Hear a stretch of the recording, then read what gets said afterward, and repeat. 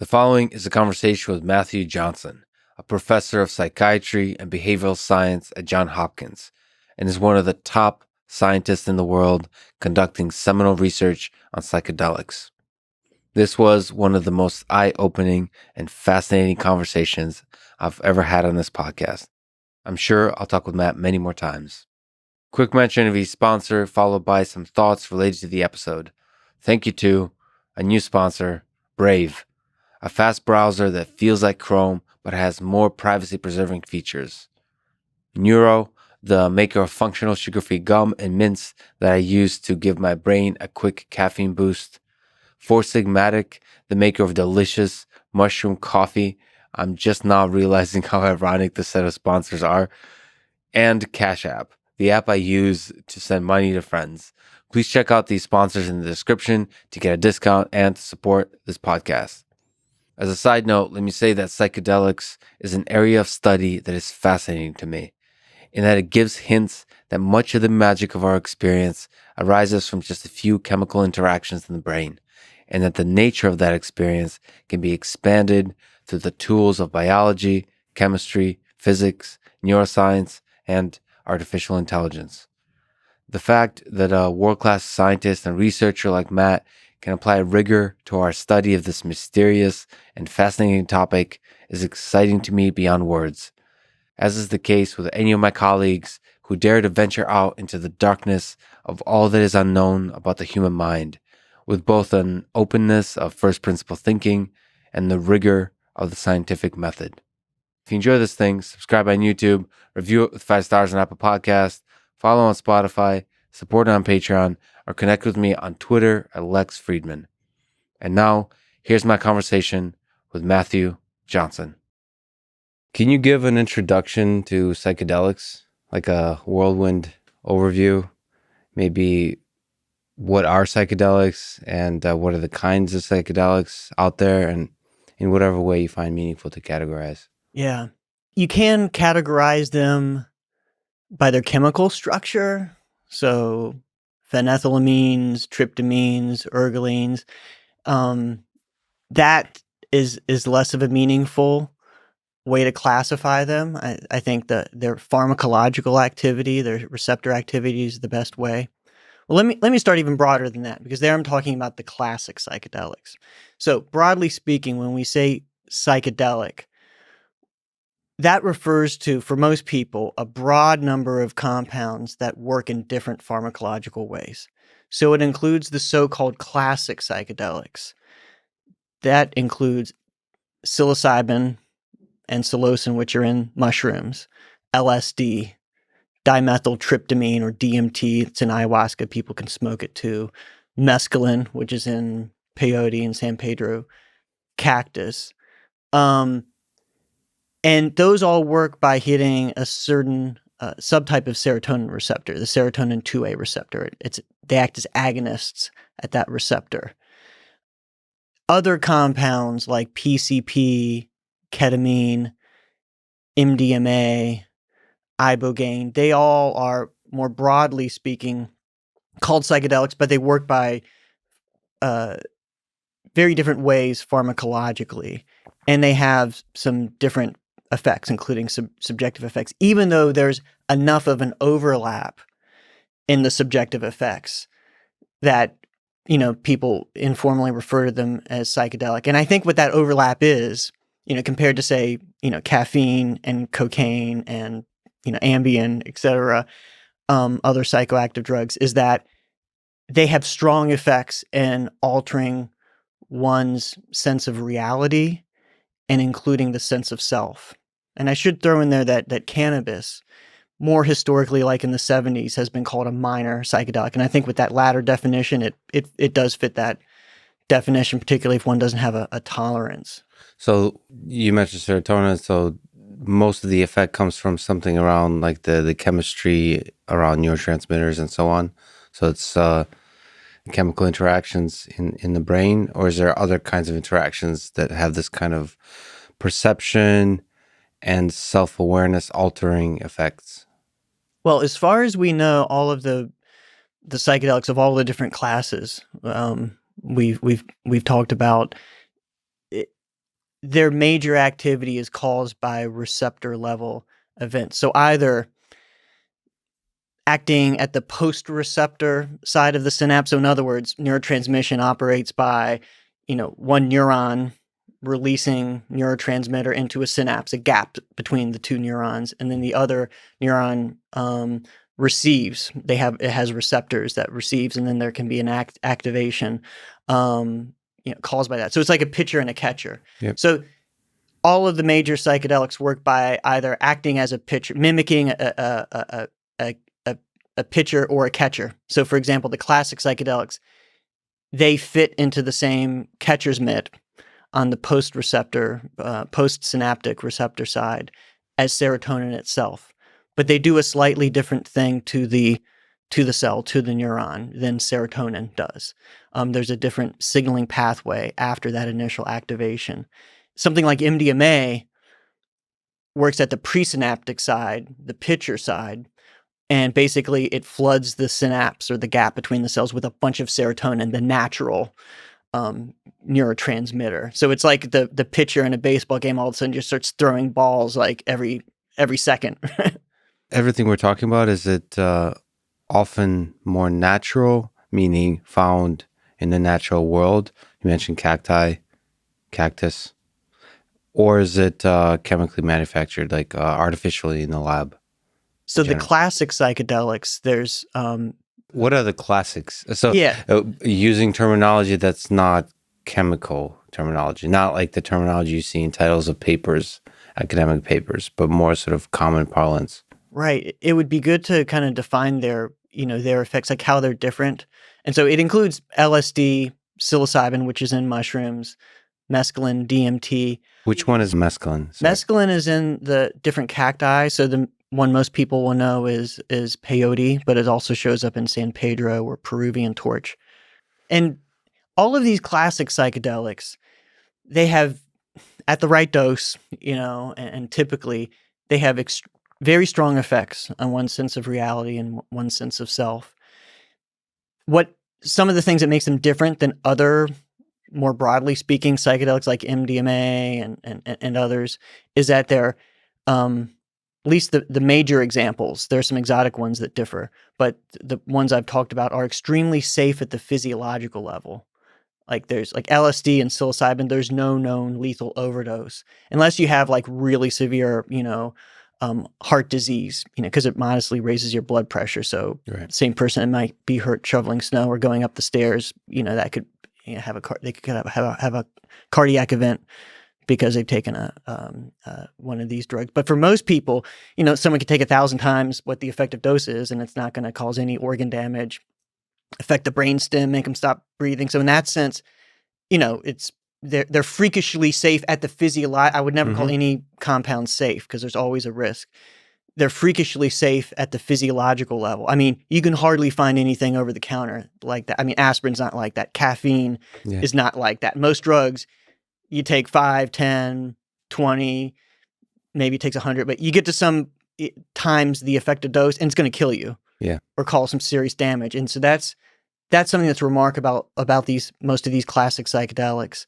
That's incredible, by the way, that you can go on a hell of a journey in the mind, like probably transformative, potentially in a like deeply transformative way, and yet there's no dose that in most people would have a lethal effect. That's kind of fascinating. There's this duality between the mind and the body. It's like it's the okay, sorry if I bring him up way too much, but David Goggins is like the kind of things you go on a long run, like the hell you might go through in your mind.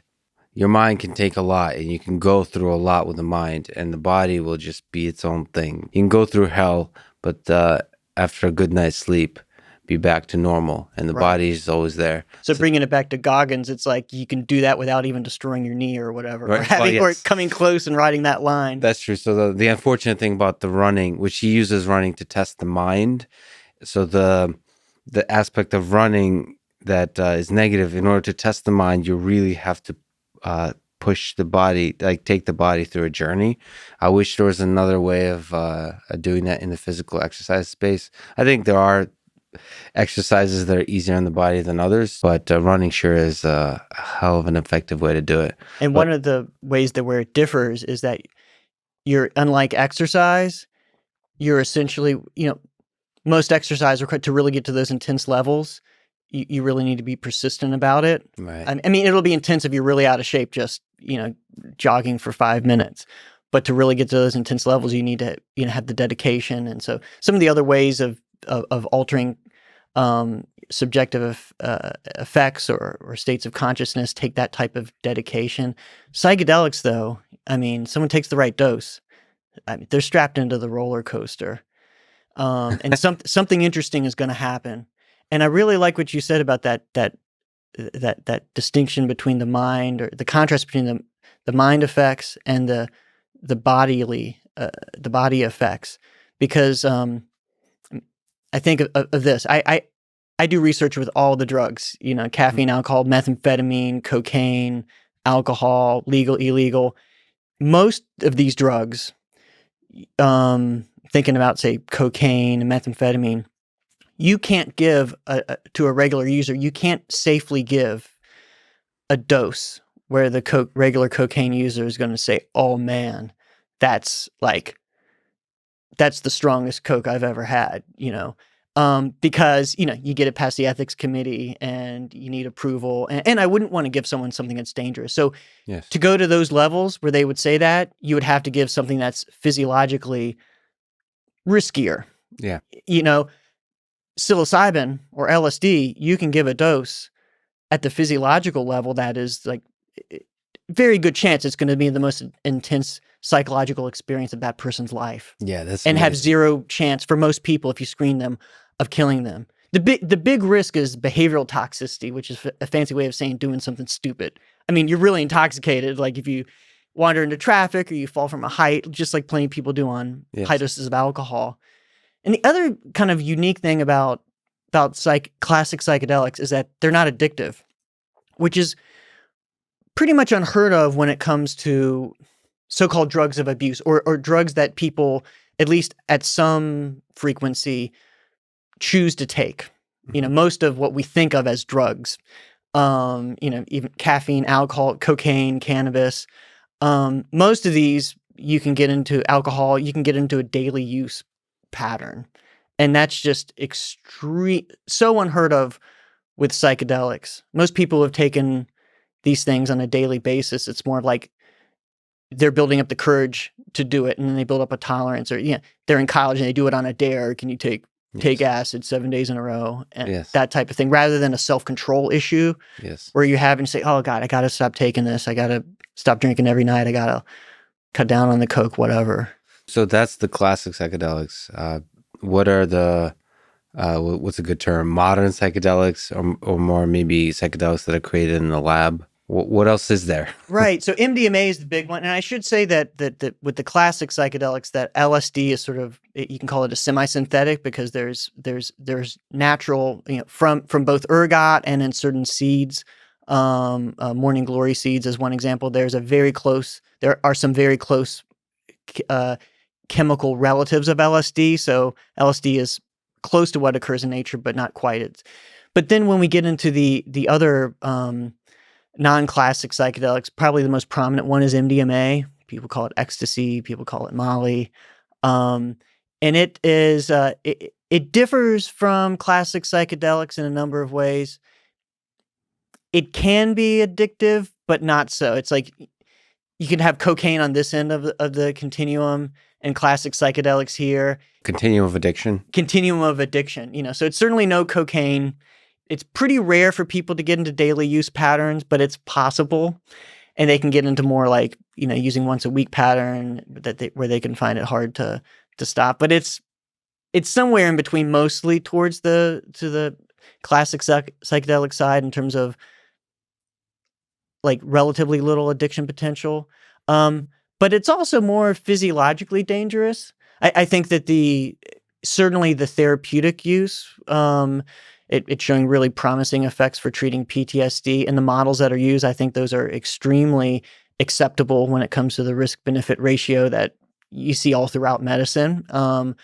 But nonetheless, that we do know that at a certain dose and a certain frequency that MDMA can cause long-term damage to the serotonin system in the brain. So it doesn't have that level of kind of freakish bodily safety that the classic psychedelics do. And it has more of a heart load, a cardiovascular. I don't mean kind of emotion. I mean, in this sense, although it is very emotional, and that's something unique about its subjective effects, but it's more of a oppressor. And the terminology used instead of like a freakish capacities, allowing you from a researcher perspective, but a personal perspective too, of taking a journey with say some of these psychedelics that is the heroic dose, as they say. So like these are tools that allow you to take a serious mental journey, whatever that is. That's what you mean. And with MDMA, there's a little bit, it starts entering this territory where you got to be careful about the risks to the body potentially. So yes, that in the sense that you can't kind of push the dose up as high as you safely as one can if they're in the right setting, like in our research, as they can with the classic psychedelics. But probably more importantly, just the nature of the effects with MDMA aren't the full on psychedelic. Got it. It's not the full journey, So it's sort of a psychedelic with rose-colored glasses on. A psychedelic that's it's been called more of a heart trip than a head trip. The nature of reality doesn't unravel as frequently as it does with classic psychedelics. But you're able to more directly sense your environment. So your perception system still works. It's not completely detached from reality with MDMA. That's true, relatively speaking. That said, at most doses and of classic psychedelics, you still have a tether to reality. Right. Changes a little bit when you're talking about smoking DMT or smoking 5-methoxy-DMT, which are some interesting examples we could talk more about. But with MDMA, it's for example, it's very rare to have a what's called an ego loss experience, or a sense of transcendental unity, where one really seemingly loses the psychological construct of the self, but MDMA, it's very common for people to have this, they still are perceiving themselves as a self, but it's common for them to have this warmth, this empathy for humanity and for their friends and loved ones. So and you see those effects under the classic psychedelics, but that's a subset of what the classic psychedelics do. So I see MDMA in terms of its subjective effects is, if you think about Venn diagrams, it's sort of MDMA is all within the classic psychedelics. So everything that you see on a particular MDMA session, sometimes a psilocybin session looks just like that. But then sometimes it's completely different with psilocybin. It's a little more narrowed in terms of the variability with MDMA. Is there something general to say about what the psychedelics do to the human mind? You mentioned kind of an ego loss experience in the space of Venn diagrams. If we were to draw a big circle, what can we say about that big circle? In terms of people's report of subjective experience, probably one of the most general things we can say is that it expands that range. So many people come out of these sessions saying that they didn't know it was possible to have an experience like that. So there's an emphasis on the subjective experience. That is there words that people put to it that capture that experience, or is it something that just has to be experienced? Yeah, people. As a researcher, that's an interesting question, because you have to kind of measure the effects of this, and how do you convert that into numbers? Right. That's the ultimate challenge. So how is that possible to, one, convert it into words, and the second, convert the words into numbers somehow? So we do a lot of that with questionnaires, some of which are very psychometrically validated. So lots of numbers have been crunched on them. And there's always a limitation with questionnaires. I mean, subjective effects are subjective effects. Ultimately, it's what the person is reporting, and that doesn't necessarily point towards a ground truth. Right. So for example, if someone says that they felt like they touched another dimension, or they felt like they sensed the reality of God, or if they I mean, just you name it, people's ontological views can sometimes shift. I think that's more about where they're coming from, and I don't think it's the quintessential way in which they work. There's plenty of people that hold on to a completely naturalistic viewpoint and and have profound and helpful experiences with these compounds. But the subjective effects can be so broad that for some people it shifts their philosophical viewpoint more towards idealism, more towards thinking of that the nature of reality might be more about consciousness than about material. That's a domain I'm very interested in. Right now, we have essentially zero to say about that in terms of validating those types of claims, but it's even interesting just to see what people say along those lines. So you're interested in saying, like, can we more rigorously study this process of expansion? Like, what do we mean by this expansion of your sense of what is possible in the experiences in this world? Right, as much as what we can say about that through naturalistic psychology. Right. Especially as much as we can root it to solid psychological constructs and solid neuroscientific constructs. And I wonder what the impact is of the language that you bring to the table.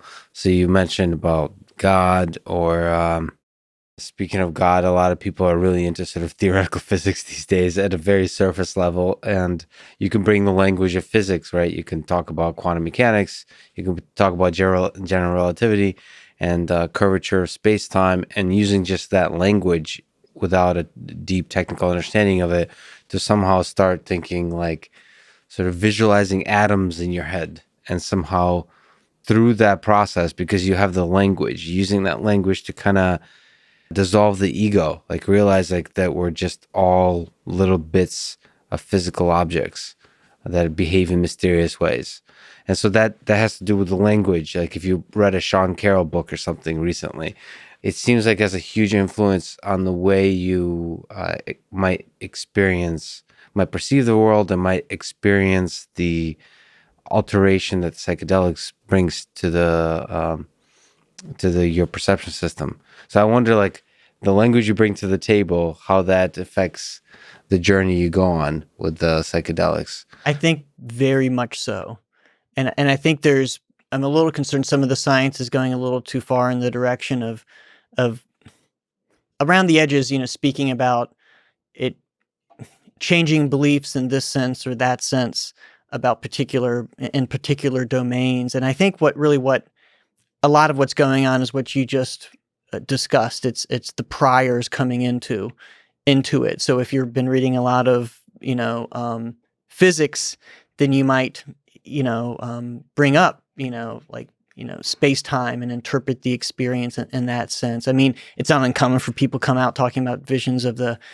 It's not the most typical thing, but it's come up in sessions I've guided. The Big Bang, and the this sort of nature of reality.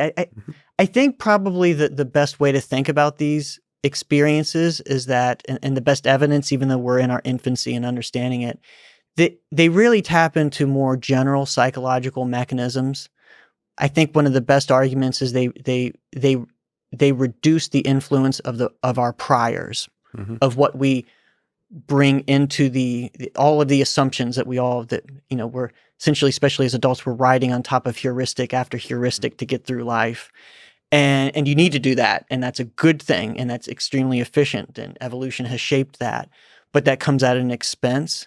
And it seems that these experiences will allow someone greater mental flexibility and openness. And so one can be both less influenced by their prior assumptions, but still nonetheless, the nature of the experience can be influenced by what they've been exposed to in the world. And sometimes they can get it in a deeper way. Like maybe they've read, I mean, I had a philosophy professor one time as a participant in a high-dose psilocybin study. And he's like, I remember him saying, my God, it's like Hegel's opposites defining each other. Like, I get it. I've taught this thing for years and years and years. Like, I get it now. And so like that, and even at the psychological, emotional level, like the cancer patients we worked with, they told themselves a million times, or this people trying to quit smoking, I need to quit smoking. Oh, I'm ruining my life with this cancer. I'm still healthy. I should be getting out. I'm letting this thing defeat me. It's like, yeah, you told yourself that in your head, but sometimes they have these experiences and they kind of feel it in their heart. Like they really get it. So in some sense that you bring some prize to the table, but psychedelics allow you to acknowledge them and then throw them away. So like one popular terminology around this in the engineering space is first principles thinking that Elon Musk, for example, espouses a lot. Let me ask a fun question before we return to a more serious discussion. With Elon Musk as an example, but it could be just engineers in general, do you think there's a use for psychedelics to take a journey of rigorous first principles thinking? So like throwing away, we're not talking about throwing away assumptions about the nature of reality in terms of like our philosophy of the way we live day-to-day life, but we're talking about like how to build a better rocket, or how to build a better car, or how to build a better social network, or all those kinds of things, engineering questions. I absolutely think there's huge potential there. And there was some research in the late 60s, early 70s it was very early and not very rigorous in terms of methodology, but it was consistent with there's just countless anecdotes of folks. People have argued that just, Silicon Valley was largely influenced by psychedelic experience. I remember I think the person that came up with the concept of freeware or shareware, it's like it kind of was generated, out of or influenced by psychedelic experience, So to this, I think there's incredible potential there, and we know really there's no rigorous research on that, but is there anecdotal stuff like with Steve Jobs? I think there's stories, right? In your exploration of it, is there something a little bit more than just stories? Is there like a little bit more of a solid data points, even if they're just experiential, like anecdotes?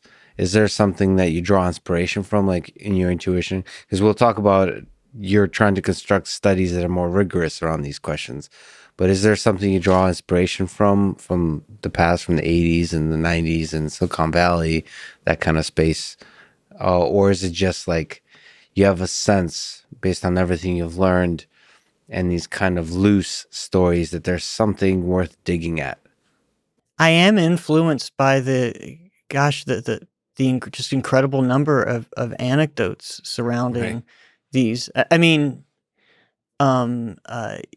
Kerry Mullis, he invented PCR. Absolutely revolutionized biological sciences. He says he wouldn't have won the Nobel Prize from it. Said he wouldn't have come up with that had he not had psychedelic experiences. Now he's an interesting character. People should read his autobiography because you could point to other things he was into. But I think that speaks to the casting your nets wide and this mental more of these general mechanisms where sometimes if you cast your nets really wide, and it's going to depend on the person and their influences, but sometimes you come up with false positives. You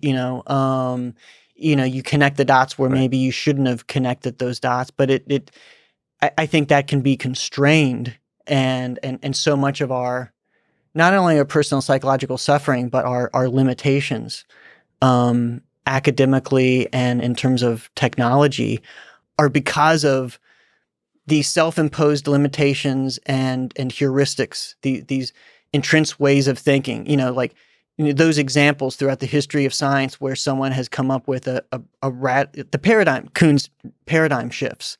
It's like, here's something completely different. Yeah. This doesn't make sense by any of the previous models. And like, we need more of those. And then you need the right balance between that, because so many of the, novel, crazy ideas are just bunk. And you need, that's what science is about, separating them from the valid paradigm shifting ideas. But we need more paradigm shifting ideas, like in a big way. And I think you could argue that because of the structure of academia and science in modern times, it heavily biases against those Right. There's all kinds of mechanisms in our human nature that resist paradigm shift quite sort of obviously. Psychedelics, there could be a lot of other tools, but it seems like psychedelics could be one set of tools that encourage paradigm shifting thinking. So, like the first principles kind of thinking. So, it's a kind of, you're at the forefront of research here. There's just kind of anecdotal stories, there's early studies, there's a sense that we don't understand very much, but there's a lot of depth here.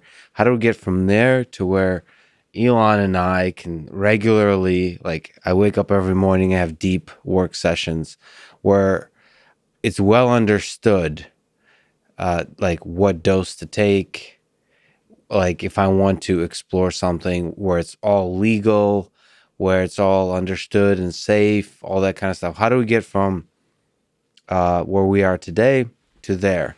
Not speaking in terms of legality in the sense like policy making, all that, like laws and stuff, meaning like how do we scientifically understand this stuff well enough to get to a place where I can just take it safely in order to expand my thinking, like this kind of first principles thinking, which I'm in my personal life currently doing. Like, how do I revolutionize particular several things? Like, it seems like the only tools I have right now is just, but my mind doing the first principles, like, wait, okay, why has this been done this way? Can we do it completely differently? It seems like I'm still tethered to the priors that I bring to the table, and I keep trying to untether myself. Maybe there's tools that can systematically help me untether. Yeah. Well, we need experiments, and that's tied to kind of the policy level stuff. And I should be clear, I'd never encourage anyone to do anything illicitly. But yeah, in the future, we could see these compounds used for technical and scientific innovation. What we need are studies that are digging into that. Right now, most of what the funding, which is largely from philanthropy, not from the government, largely what it's for is treatment of mental disorders like addiction and depression, etc. But we need studies. One of the early initial stabs on this question decades ago was they took some architects and engineers and said, what problems have you been working on? Where have you been stuck for months, like working on this damn thing, and you're not getting anywhere? Like your head's butting up against the wall. It's like, come in here, and I think it was 100 micrograms of LSD. So not a big session. And a little bit different model where they were actually working. It was a moderate enough dose where they could work on the problem during the session. I think probably I'm an empiricist, so I'd like to see all the studies done. But Right. the first thing I would do is like a really high dose session where you're not necessarily in front of your computer, which you can't really do on a really high dose. And then the work has been talked about. Like you take a really high dose, you take a journey, and then the breakthroughs come from when you return from the journey and like integrate, quote unquote, that experience. I think that's where we're babies at this point, but This is my a gut tells me, hypothesis, that it's the so-called integration, the aftermath. We know that there's some different forms of neuroplasticity that are unfolding in the days following a psychedelics, at least in animals. Probably going on humans. We don't know if that's related to the therapeutic effects. My gut tells me it is, although it's only part of the story. But we need big studies where we compare people. Like, let's get 100 people like that, scientists that are working on a problem, and then randomize them to. And then I think you need a even more credible, active controls or active placebo conditions to kind of tease this out. And then also in conjunction with that, and you can do this in the same study, you want to combine that with more rigorous sort of experimental models where we actually there are problem-solving tasks that we know, for example, that you tend to do better on after you've gotten a good night's sleep versus not. And my sense is there's a relationship there. People go back to first principles, questioning those first principles they're operating under, and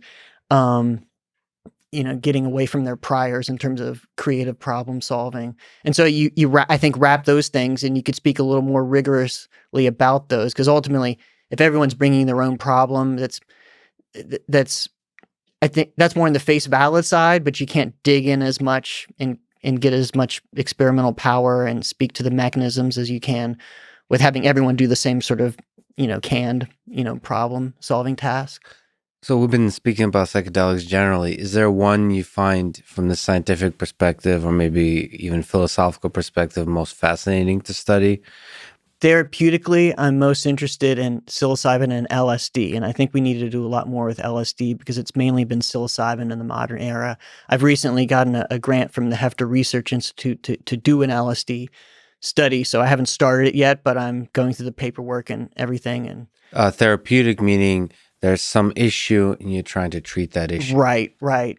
In terms of just like what's the most fascinating, understanding the nature of these experiences, if you really want to like wrap your head around what's going on when someone has a completely altered sense of reality and sense of self, there I think you're talking about the high dose, either smoked, vaporized, or intravenous injection, which all kind of they're very similar pharmacologically, of DMT and 5-methoxy-DMT. This is like when this is what, I don't know if you're familiar with Terrence McKenna. He would talk a lot about smoking DMT. Joe Rogan has talked a lot about that. People will say that, and there's a close relative called 5-methoxy-DMT. Most people who know the terrain will say that's an order of magnitude or orders of magnitude beyond, anything one could get from even a high dose of psilocybin or LSD. I think it's a question about whether, how therapeutic. I think there is a therapeutic potential there, but it's probably not as sure of a bet because one goes so far out. It's almost like they're not contemplating their relationship and their direction in life. They are like, reality is ripping apart at the seams, and the very nature of the self and of the sense of reality. And the amazing thing about these compounds, and same to a lesser degree with with oral psilocybin and LSD, is that unlike some other drugs that really throw you far out there, anesthetics and even alcohol, like as reality starts to become different at higher and higher doses, there's this numbing, there's this sort of there's this ability for the sense of being the center, having a conscious experience that's memorable, that is maintained throughout these classic psychedelic experiences. Like one can go so far out while still being aware of the experience and remembering the experience. Interesting. So being able to carry something back. Right. Can you dig in a little deeper? Like, what is DMT?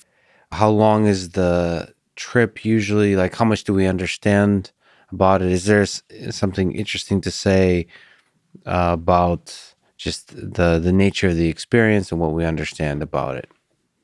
One of the common methods for people to use it is to smoke it or vaporize it, and it usually takes. And this is a pretty good kind of description of what it might feel like on the ground.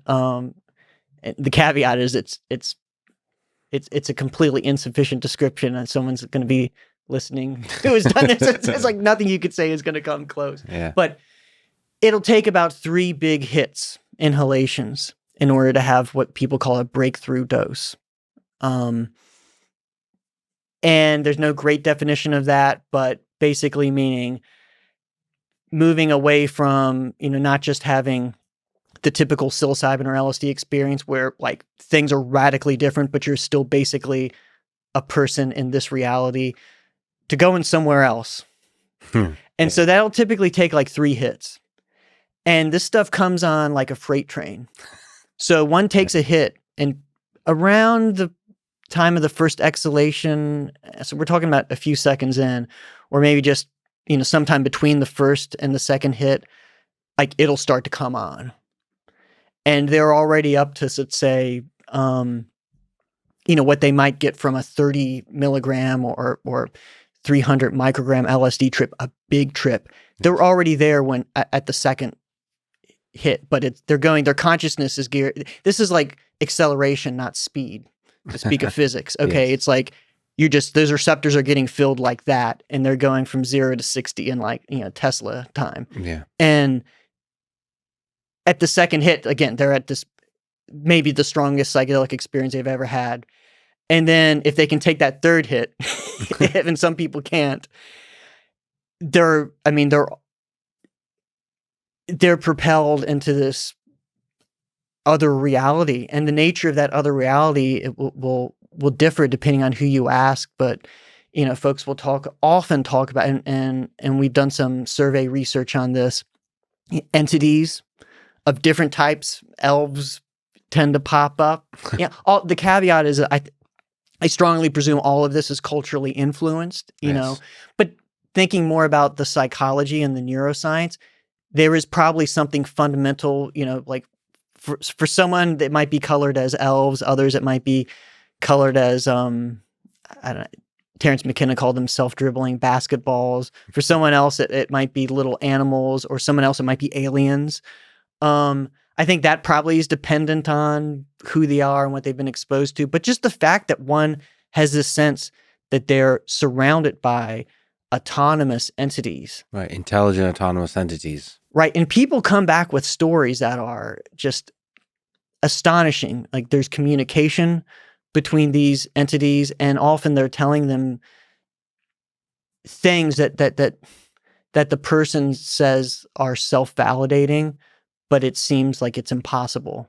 Like it really seems like, and again, this is what people say oftentimes, that it really is like downloading some intelligence from a higher dimension, or some whatever metaphor you want to use. Sometimes these things come up in dreams, where it's like someone is exposed to something that I've had this in a dream, where it seems like what they are being exposed to is physically impossible, but yet at the same time self-validating. It seems true, like that they really are figuring something out. Of course, the challenge is to say something in concrete terms after the experience where you could verify that in any way. And I'm not familiar of any examples of that. Well, there's a sense in which I suppose the experience is like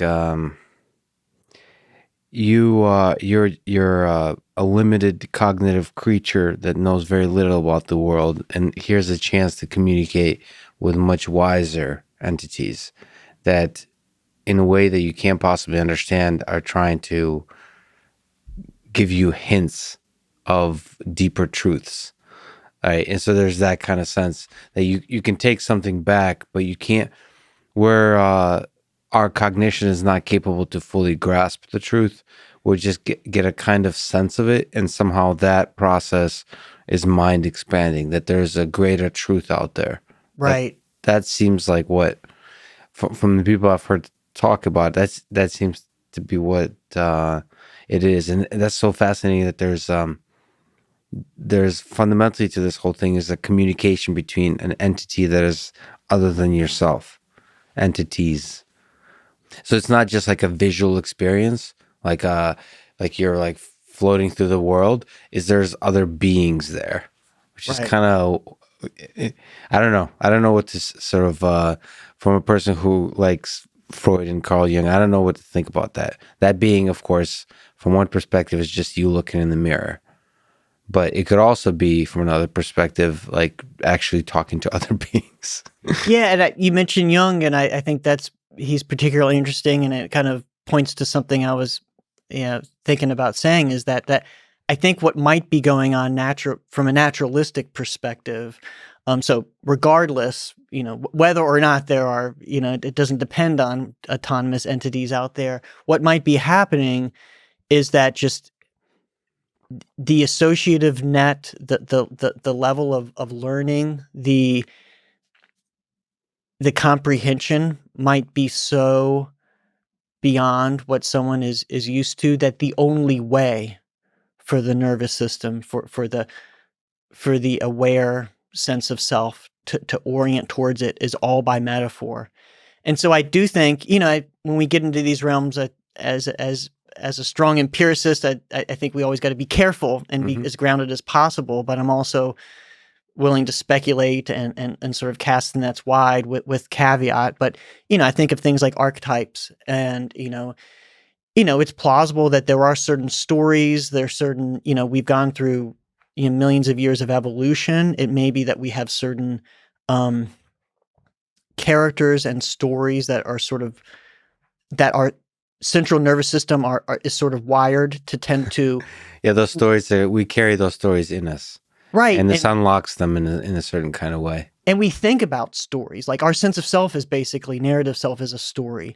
And we think about the world as stories. This is why metaphors are always more powerful than, sort of laying out all the details all the time, speaking in parables. It's like, if you really get this is why, as much as I hate it, if you're presenting to Congress or something and you have all the best data in the world, it's not as powerful as that one anecdote as the mom dying of cancer that had the psilocybin session and it transformed her life. Yes. That's a story that's meaningful. And so when this kind of unimaginable kind of change in experience happens with a DMT ingestion,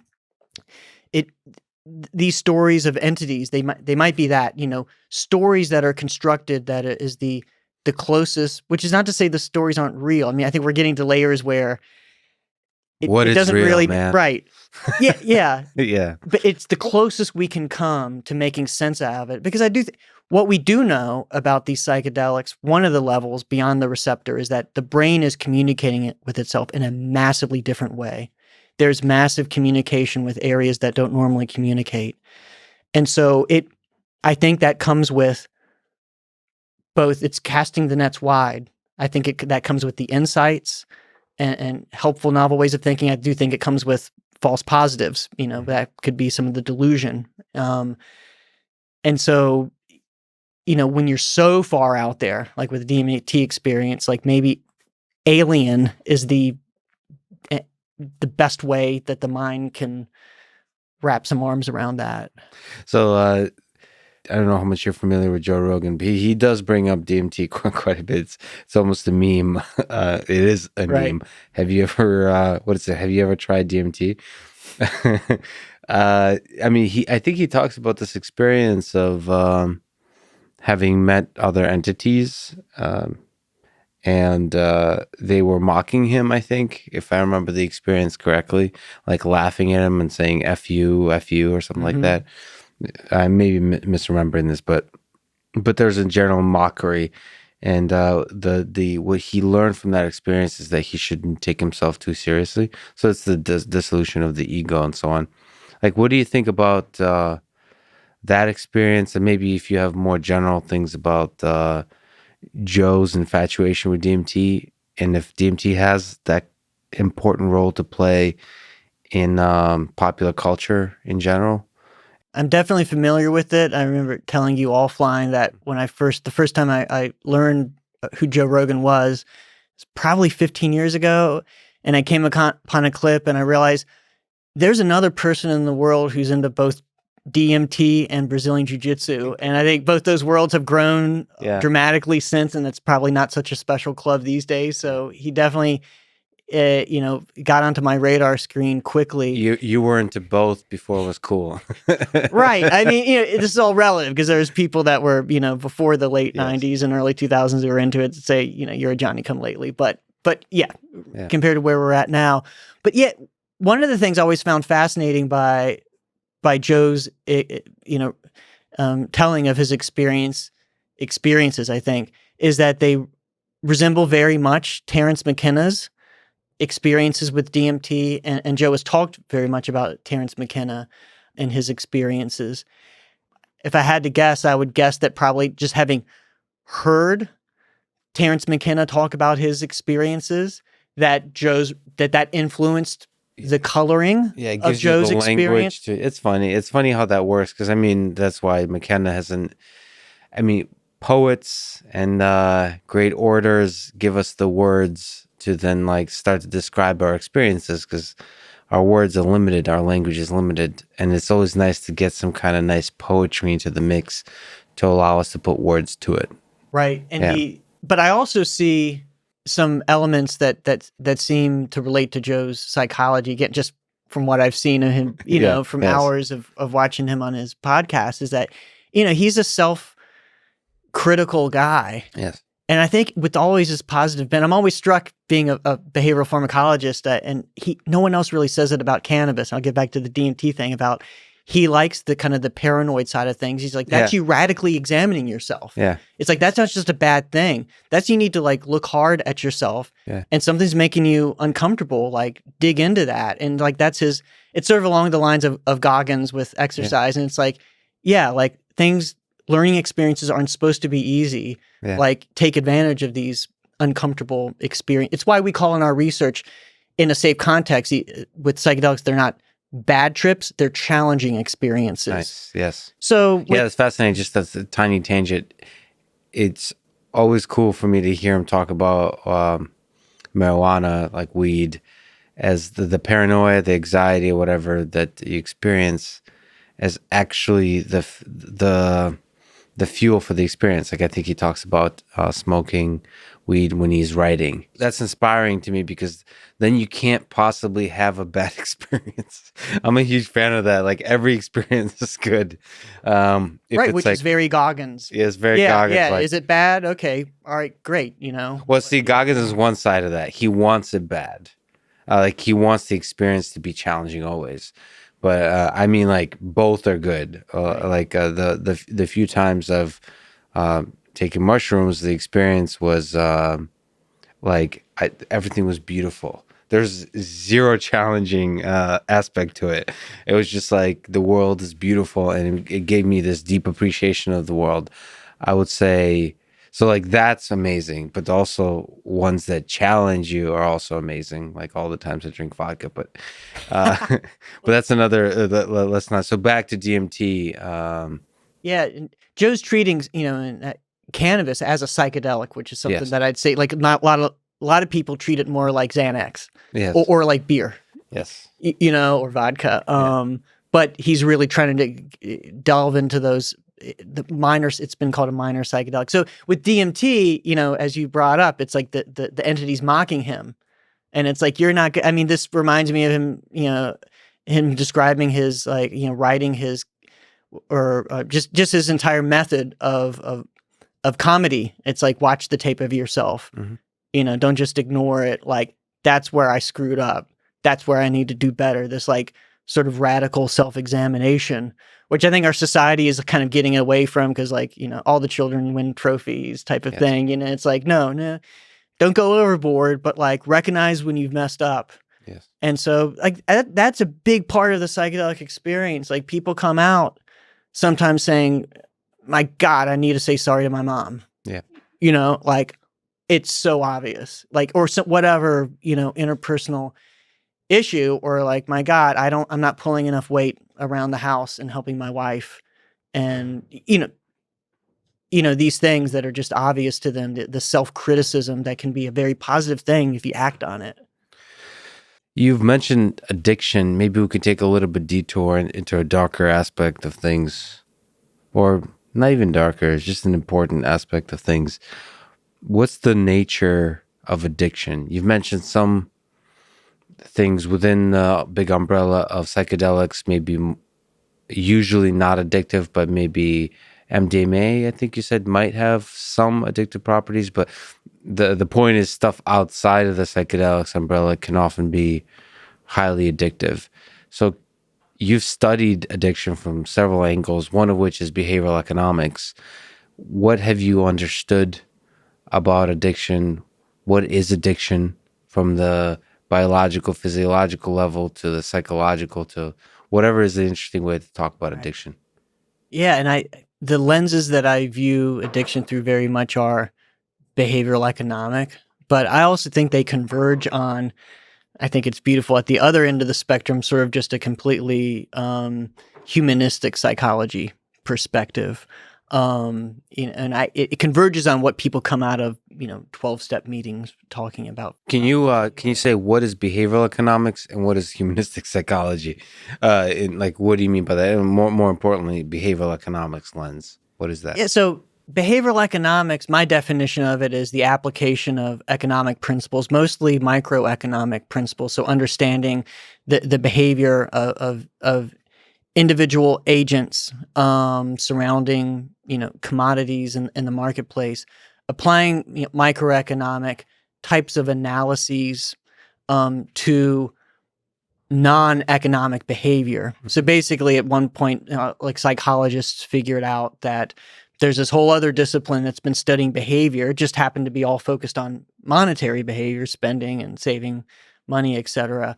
But it comes with all of these like principles that can be wildly and fruitfully applied to understanding behavior. So for example, I've studied things like demand curve analysis of drug consumption. So I look at, for example, the tobacco, cigarettes, and nicotine products through the lens of demand curves, and in other words, at different prices, if there's different work requirements for being able to smoke cigarettes, sort of modeling price. Within that price data, there is some indication of addiction, how much the habits that you form around these particular drugs. It's one important dimension. So I think a particularly important one there is elasticity or inelasticity, two ends of the spectrum. So that's the price sensitivity. So for example, you could have something that's pretty price inelastic, like gasoline. So the price of gas at times can keep going up, and Americans are just going to pretty much, buy the same amount of gas. Or maybe, the price of gas doubles, but their consumption only decreases by 10%. So it's a sub-proportional reduction. So that's an inelastic. And that changes. Like you push the price up high enough. I mean, if it was $100 a gallon, it would eventually turn. The curve would turn and go downward more drastically, and it would be elastic. But you can apply that to someone who a regular cigarette smoker who is working for cigarette puffs, who's gone 6 hours without smoking, and you're asking questions like, how many times are they willing to pull this knob in the lab during this 3-hour session? I do a lot of work like this in order to earn a cigarette puff. How does the content of nicotine in that affect it? How does the availability of nicotine replacement products like nicotine gum or e-cigarettes affect those decisions? So it's a certain lens of, it's sort of a way to take the kind of the classic behavioral psychology definition of reinforcement, and which is just basically reward. How much is this a good thing? And it kind of breaks that apart into a multi-dimensional space. So it's not just the idea is reward or reinforcement is not unidimensional. So for example, you can unpack that with demand curves. At a cheap price, you might prefer one good to another. So the classic example is luxury versus necessity. So diamonds versus toilet paper. So at those cheap prices, you can look at something called intensity of demand. If it was basically as cheap as possible or essentially zero, how much would you buy of this good? But then you keep jacking up the price and you'll see, so diamonds will look like the better reward at that low price sort of intensity of demand side of things. But as you keep jacking up the price, you got to have some toilet paper. Yes. Okay, we can get into the whole like bidet thing, but forget that. I know Joe's been pushing that too. but you're gonna hang on and keep buying the toilet paper to a greater degree than you will the diamonds. Yes. So you'll see a crossing of demand curves. So what's the better reinforcer? What's the better reward? Depends on your price, Yes. And so that's an example of one way to, and that of look at addiction. So specifically drug consumption, which isn't all of addiction, but it's like, in order for something to be addictive, it has to be a reward, and it has to compete with other rewards in your life. And one of the two main aspects of addiction, in my view, and this doesn't map onto how the DSM, the psychiatry Bible, defines addiction, which I think is largely bunk, but there's some value to have some common description. But it's, how rewarding is it from this multi-dimensional lens? And specifically, how does that rewarding value compete with other rewards, other consequences in your life? So it's not a problem if the use of that substance is rewarding. Okay, yeah, you like to have a couple beers every once in a while. And it's like not a problem. I mean, but then you have the alcoholic who is drinking so much that it tanks their career, it ruins their marriage. It's in competition with these pro-social aspects to their life. It's all about comparing to the other choices you're making, the other activities in your life, and if you evaluate it as a much higher reward than anything else, that becomes an addiction. Right. And so it's not just the rewarding value, but it's the relative rewarding value. And in the other major aspect, again, from behavioral economics, the thing that makes addiction is something called delayed discounting. So in economics, sometimes it's called time preference. It's what compound interest rates are based upon. It's the idea that delaying a good, access to a good or a reward, comes with a certain decrement to its value. So we'd all rather have things now than later. And we can study this at the individual level of, would you rather have $9 today or $10 tomorrow? And when you do that, you get huge differences between addicted populations and non-addicted. Not just heroin and cocaine, but like just cigarette smokers, like normal everyday cigarette smokers.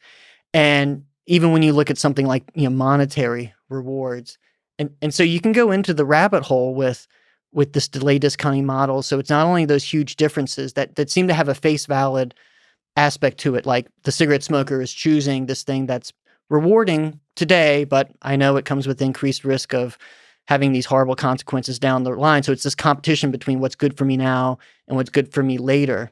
Mm-hmm. And the other aspect about delayed discounting is that if you quantitatively map out that discounting curve over time, so you don't just do the how much that $10 tomorrow, how much is it worth to you today? So you can say, what about $9? What about $8? What about $7? And you can titrate it to find that indifference point. And so we can say, aha, $6. $10 tomorrow is worth $6 to you today. So it's by the one day it's decreased by 40%. We can do that also at 1 week and 1 month and 1 year and 10 years and map out that curve, get a shape of that curve. And one of the fascinating things about this is that whether you're talking about pigeons making these types of choices between a little bit of food now or a little bit of food a minute from now, or rats, or dozens of species of animals tested, including humans, the tendency is pretty consistently that we discount hyperbolically rather than exponentially. And what exponentially means is that every unit of time is associated with the same proportional reduction. Every unit of delay is associated with causes the same proportional reduction in value. Mm-hmm. And that's the way the compound interest rate, works, that there's, compound every day, you get this sort of out of whatever value's in there at the beginning of that day, you get this, we'll give you this amount of extra money to compensate you for that delay. Mm-hmm. But then the way that all animals tend to function is of this very different way, where the reductions, that initial delay, so like 1 day's worth of delay, you see a much stronger discounting rate or reduction in value than you do over those. So you see the super proportional, then it changes to these lesser rates. And so the implication of that, I know I've gone like really into the weeds quantitatively, but what that means is that there's these preference reversals. When you have curves of that nature, the decay that's hyperbolic, it maps onto this phenomenon we see both in terms of how people deal with future rewards, but also how perception works. When two things are far away, whether it's physical distance or whether in terms of perception or whether it's in terms of time, when you're really far away, the subjective value for that delayed reward is larger. So for example, like, let's say we're talking about 364 days from now, you can get $9, or 365 days a year, now you get $10. And you're like, dude, it's a year, like no difference. Like, why not get one more dollar? Yeah. you bring that same exact set of choices closer. Nothing's changed other than the time to both rewards. And it's like, would you rather have $9 today or $10 tomorrow? And plenty of people would say, just about the same. Let's go ahead and take it today. Yeah. So you see this preference reversal. And so that's a model of addiction in the sense that consistently with true addiction, I would argue, you see this competition between molar and molecular utility. It's like intrapersonal, like within the person, competing agents. Someone sometimes has control of the bus that wants to do what's good for you in the short term, and someone at other times is in control of driving the bus, and they want to do what's good for you in the long term. So you tell you're trying to quit, and you see a doctor, you see your 12-step therapist, and say, God, I know this stuff is killing me. Like, I'm on the path. I'm done. And that's when you're kind of in their office or wherever you're not, it's not around you. And then later on that day, your buddy says that, hey man, I just scored. I got it right here. Do you want it? And that reward is right in front of you. That's like bringing those two choices right in front of you. And it's like, hell yeah, I want to use. Yes. And then you can go through that cycle for like years of the person telling themselves, I want to quit. But then at other times that same person is saying, I don't want to, functionally they're saying, I don't want to, because they're saying, give me some. So in the moment, it's very difficult to quit. And this isn't just something, this is something that has huge clinical ramifications with addiction, but it's like all humans do it. Yes. Anyone who's hit the snooze alarm in the morning, the night before, they realize, oh, I got to get up extra early tomorrow. That's what's ultimately better for me. So I'm going to set the alarm for, 5 a.m. Yes. And it goes off at 5 a.m., and then, so now those two consequences have come sooner, and it's like, what the hell? And they hit the snooze alarm. And sometimes not just once, but then 5 minutes later, and then 5 minutes later, and so, and it's why it's easier to exercise self-control at the grocery store compared to in your fridge. Like, if that snack is like 30 seconds away in your fridge, you're going to more likely yield to temptation than if it is further away. So then to take a step back to something you brought up earlier, the inelasticity of pricing.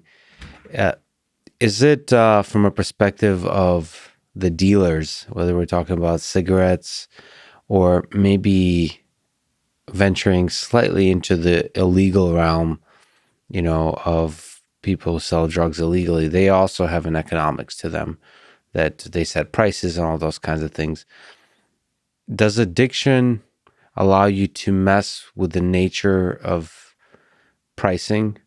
Like, so I kind of assume that you meant that there's a correlation between things you're addicted to and the inelasticity of the price. So you can jack up the price. Is there something interesting to be said both for legal drugs and illegal drugs about the kind of price games you can play because the consumers of the product are addicted? Right. I mean, I think you just described it. Yeah, you can jack up the price, and, some people are going to drop off, but the people, and it's not dichotomous because you could just consume less, but some people are going to consume less, and the people that are most addicted are going to keep, you see this, they're going to keep, purchasing. So you see this with cigarettes. And so it's interesting when you interface this with policy. Like, in one respect, heavily taxing cigarettes is a good thing. We know it keeps, adolescents are particularly price sensitive. So you definitely, people smoke less, and especially kids smoke less when you keep cigarette prices high and you tax the hell out of them. But one of the downsides you've got to balance and keep in mind is that you disproportionately have working class, poorer people. And then you get into a point where someone's spending, a quarter of their paycheck on cigarettes. So they're going to smoke no matter what. And basically, because they're addicted, they're going to smoke no matter what. And you're just, you're taxing their existence. Right. So you're making it worse for if they are completely inelastic, you're actually making that person's life worse. Yeah. Because we know that by interfering with the amount of money they have, you're interfering with the other pro-social, the potential competitors to smoking, and we know that when someone's in more impoverished environments and they have less sort of non-drug alternatives, the more likely they're going to stay addicted. So, Is there data, which is interesting from a scientific perspective, of those same kind of games in illegal drugs? Sort of, because that's where most I don't know, maybe you can correct me, but it seems like most drugs are currently illegal. And so, but there's still an economics to them, obviously. right. That's the drug war and so on. Is there data on the setting of prices, or like how good are the business people running the selling of drugs that are illegal? Are they all the same kind of rules apply from a behavioral economics perspective? I think so. I mean, they're basically that whether they're crunching the numbers or not, they're basically sensitive to that demand curve, and they're doing the same thing that businesses do in a legal market. And you want to sell as much of a product to get as much money. You're looking more at the total income. So if you jack the price a little bit, you're going to get some reduction in consumption, but it may be that the total amount of money that you rake in is going to be more then it's going to overcompensate for that. So you're willing to take, okay, I'm going to lose 10% of my customers, but I'm getting more than enough to compensate from that, from the extra money from the people who still are buying. So I think they're more, and especially when we get to the lower, I wouldn't be surprised if people are crunching those numbers and looking at demand curves, maybe at the, at the really high levels of the, up the chain with the cartels and whatnot. I don't know. That wouldn't surprise me at all, but I think it's probably more implicit at the lower levels where something you brought up, drug policy. I will say that for years now it's been this kind of unquestioned goal by, for example, the drug czar's office in the U.S. to make the price of illegal drugs as high as possible, without this kind of nuanced approach that if you make for some people, if you make the price so high, you're actually making things worse. I mean, I'm all about reducing the problems associated with drugs and drug addictions. And part of that is are more direct consequences of those drugs themselves. But a whole lot is what you get from indirectly and sort of both for the individual and for society. So like making a poor person who doesn't have enough money for their kids, making them even poorer. So now you've made their children's future worse because they're growing up in deeper poverty because you've essentially levied a tax onto this person who's heavily addicted. But then it's at the societal level, so everything we know about the drug war in terms of the heavy criminalization and filling up of prisons and reducing employment and educational opportunities, which in the big picture we know are the things that in a free market compete against some of the worst problems of addiction, is actually having educational and employment opportunities. But when you give someone a felony, for example, you're pretty much guaranteeing they're never going to go very high on the economic ladder. And so you're making drugs a better reward for that person's future. So this is a quick step into the policy realm. And I think for both you and I'm not sure, you can correct me, but I'm more comfortable into studying the effects of drugs on the human behavior and human psychology versus like policy. It seems like a whole giant mess, but there's some libertarian candidates for president and just libertarian thinkers that had a nice thought experiment of possibly legalizing, or have spoken about possibly legalizing basically all drugs.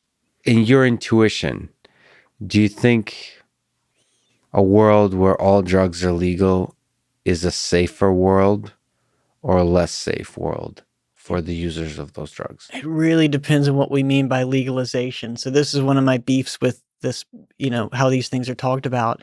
I mean, we have very few completely laissez-faire, legal drugs. So even caffeine is one of the few examples. So for example, caffeine in tea and coffee is in that realm.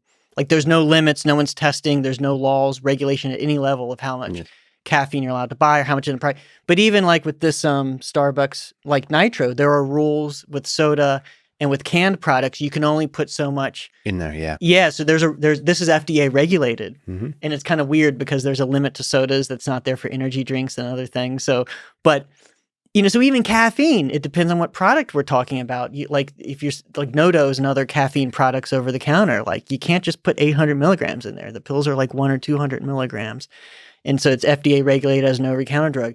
Some of the most dangerous drugs in society, I would say arguably one of the most dangerous classes of drugs are the volatile anesthetics, huffing.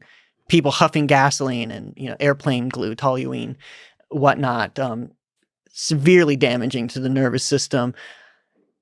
Pretty much legal, but there's some regulation in the sense that there's a warning label, like it's illegal to do it for. Not that it necessarily they're busting people for this, but it's against federal law to use this in a way other than intended type of thing. Basically saying like, yeah, don't huff this, your paint thinner or whatnot. At least keeps people from selling it for that.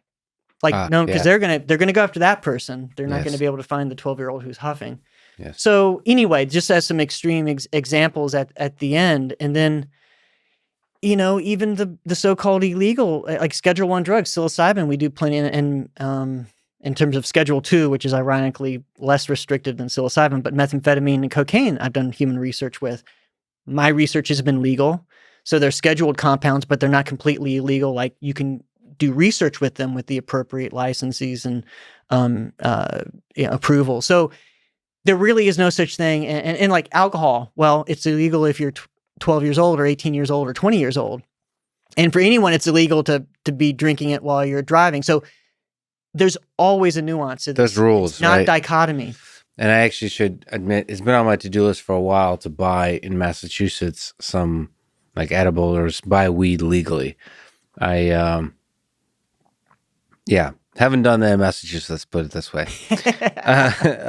And I wonder what that experience is like, because I think it's fully legal in Massachusetts, and so I wonder what legal drugs look like to me. I grew up with even weed being like, not. It's like this forbidden thing, not forbidden, but it's illegal. Most people, of course, I never partook, but most people I knew would attain it illegally. And so that big switch that's been happening across the country, there's like federal stuff going on to make marijuana legal federally. I'm half paying attention. There's some movement there. I mean, the House passed a bill that's not going to be passed by the Senate, but yeah, it's progress. There's clearly a change right. It's moving in a trend. So that's the example of a drug that used to be illegal and is now becoming more and more and more legal. So like I wonder what like cocaine being legal looks like. Right. What a society with cocaine being legal looks like. The rules around it, the processes in which you can consume it in a safer way and be more educated about its consequences, be able to control dose and like purity much better, be able to get help for overdose. I don't know, all those kinds of things. Right. It does, in a utopian sense, feel like legalizing drugs at least should be talked about and considered versus keeping them in the dark. I agree. But yeah, so that in your sense, it's possible that in 50 years we legalize all drugs and it makes for a better world. The way I like to talk about it is that I would say that it's possible, and it would probably be a good thing if we regulate all drugs. How would you regulate like cocaine, for example? Is there ideas there? So yeah, and you were already, going, where I was going with that kind of first. I described how there's always a nuance, and even like the cannabis in Massachusetts, federally illegal. So for example, if I was and I have colleagues that do cannabis research where they get people high in the lab. Like you're a federal funded researcher with NIH funds, you can't get that stuff from the dispensary because you're breaking a federal law. Even though the feds don't have the resources to go after, they don't want the controversy at this point to go after the individual users or even the sellers in those legal states. So there's always this nuance, but it's about the right regulation. So I think we already know enough that, for example, like I think safe injection sites for hard drugs makes a lot of sense. Like I wouldn't want heroin and cocaine at the convenience stores. And I don't think, maybe there's some extreme libertarians that want that. I think even the folks that identify as libertarians, probably most of them don't.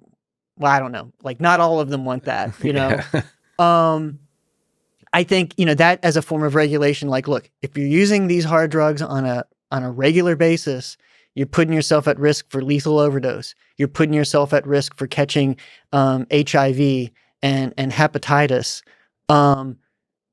If you're going to do it, if you're doing it anyway, come to this place where at least you're not like, you know, like pulling the water out of like, you know, the puddle on the side of the street. Yeah, so it's done by professionals, and those professionals are able to educate you also. So like a 7-Eleven clerk may not be both capable of helping you to inject the drug properly, but also won't be equipped to educate you but the negative consequences, all those kinds of things. That's a huge part of it, the education. But then I think with the opioids, like the big part of it is just like, with naloxone, which is an antagonist, it goes into the receptor. It's called Narcan. That's the trade name, but it's what they revive people on an opioid overdose. That's almost completely effective. Like, if there's a medical professional there and someone's ODing on an opioid, they're virtually guaranteed to live. Like, that's remarkable. That if 100% at the opioid crisis, you know, if all of those people right now that are dying were doing that in the presence of a medical professional, like even like a nurse with Narcan, there'd be almost no deaths. There's always some exceptions, but, you know, almost no deaths. Like, that's staggering to me. So the idea that people are doing this, you know, that we could have that level of positive effect without encouraging the drug. And this is where, like, you get into this, like, terrain of, like, sending the wrong message. And it's like, no, you can do that. You can say, like, we're not encouraging this. In fact, probably one of the greatest advertisements for not getting hooked on heroin is like visiting a methadone clinic, visiting a safe injection site. Like this is not like an advertisement for getting hooked on this drug, but knowing that we can save people. Now, you have a landscape here because a lot of times it's just like supervised injection, but you bring your own stuff. You know, you bring your own heroin, which could still be, you know, dirty and filled with fentanyl and fentanyl derivatives, which, because of the incredible potency and the more difficulty measuring it, and some differences at the receptor, like you are more likely on average to lethally overdose on it. You know, so you could, the level that's been more explored in Switzerland is in some places is you actually provide the drug itself and you supervise the injection. So I don't. Do you like that idea? Yeah, public health data are completely on the side of there's really no credible evidence to this.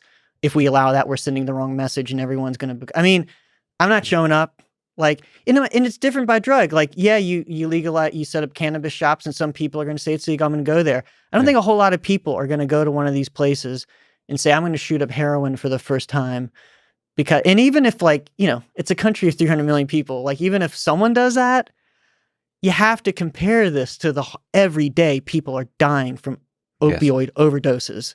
Like, people's kids, people's uncles, people's, like, these are real lives that are being shattered. So you just look at that. And then the other thing, and I know this from having done residential, even like non-treatment research, where we just have a cocaine user or something stay on our inpatient ward for a month and you really get to know them. And sometimes you see, like, oftentimes that's the first time this person has had a discussion with a medical professional, any type of professional, in their entire life around their drug use. Yeah. Even if they're not looking to quit. And it's like, I you know, you could imagine that in these safe injection settings where it's like, it might be a year into treatment and they're like, you know, doc, I know you're not the cops. Like, you really care for me. Like, I think I'm ready to try that methadone thing. I think I'm really, I think I want to be done. Conversation about it. Yeah. Yeah. They get to trust the people and realize that they're there because they truly, like, they have a compassion, a love for this community, like, as human beings, and they don't want people to die. And you get real human connections. And again, like, those are the conditions where people are going to ultimately seek treatment. And not everyone always will, but you're going to get that. And then you're going to get people, like, looking into treatment options. Sometimes, you know, maybe it's years into the treatment. So it's like, there's just all of these indirect benefits that I think at that level, I don't know if you'd call that legalizing. You know, I think, again, at least well-regulated. Right. Whatever that word is. Yeah, well-regulated, but out in the open. Right. Minimizing as many harms as we can while not encouraging I mean, we don't encourage people to drink people die every year from caffeine overdose. Like, and there's different ways to just by allowing something doesn't mean we're sending the message that, by saying we're not going to give you a felony, which is actually often the penalty for psychedelics. I just actually testified for the Judiciary Committee of the Senate, the Assembly in New Jersey.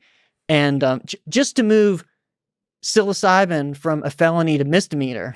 They use different language in New Jersey. It's weird, but like the equivalent of felony and misdemeanor. And that was like 2 people didn't vote for that on this committee because it was one of them said it might be sending the wrong message. And it's like a felony. I mean, there's real harms. Like that's the scarlet letter the rest of your life. You're stuck at the lower ends of the employment ladder. You're not going to get, loans for education. All of this, maybe because of a stupid mistake you made once as a 19-year-old. Yeah. Doing something that a presidential candidate could have done and admitted to and had no problem, Yeah.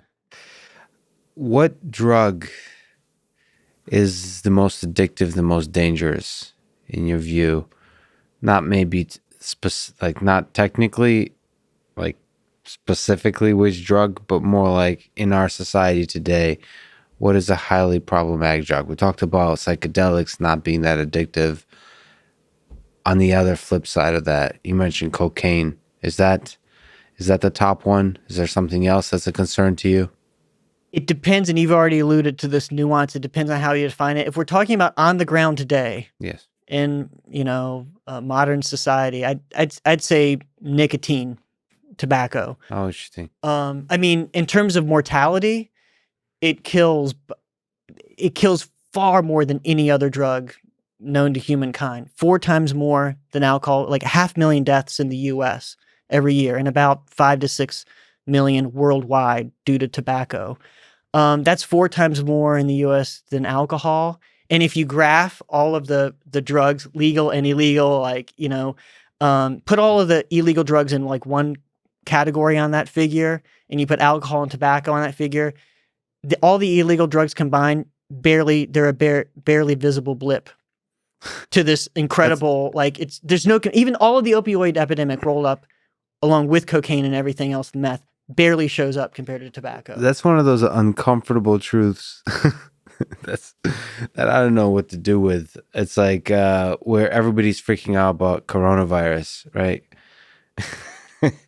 And nobody's it's all relative. If you look at the relative thing, it's like, well, why aren't we freaking out about cigarettes, which we are increasingly so over the historically speaking, right? Right. It's like terrorism versus swimming pools. I remember that being back after the war on terror started. Yeah. It's like, there's not even comparison. Okay, so that's a little sobering truth there. Because I was thinking like cocaine, I was thinking about all these hard drugs, but the reality is relatively nicotine is the big one. And you didn't ask about mortality or deaths. You asked about addiction, but that really is hard to evaluate. It gets into those nuances I spoke of before about there's not a unidimensional way to measure reinforcement. It kind of depends on the situation and what measure we're looking at. But more people have access to tobacco. Right. And I'm not advocating that we make it an illegal drug. I think that would be a horrible mistake. Although there is a very credible push to mandate the reduction of nicotine in cigarettes, which I have.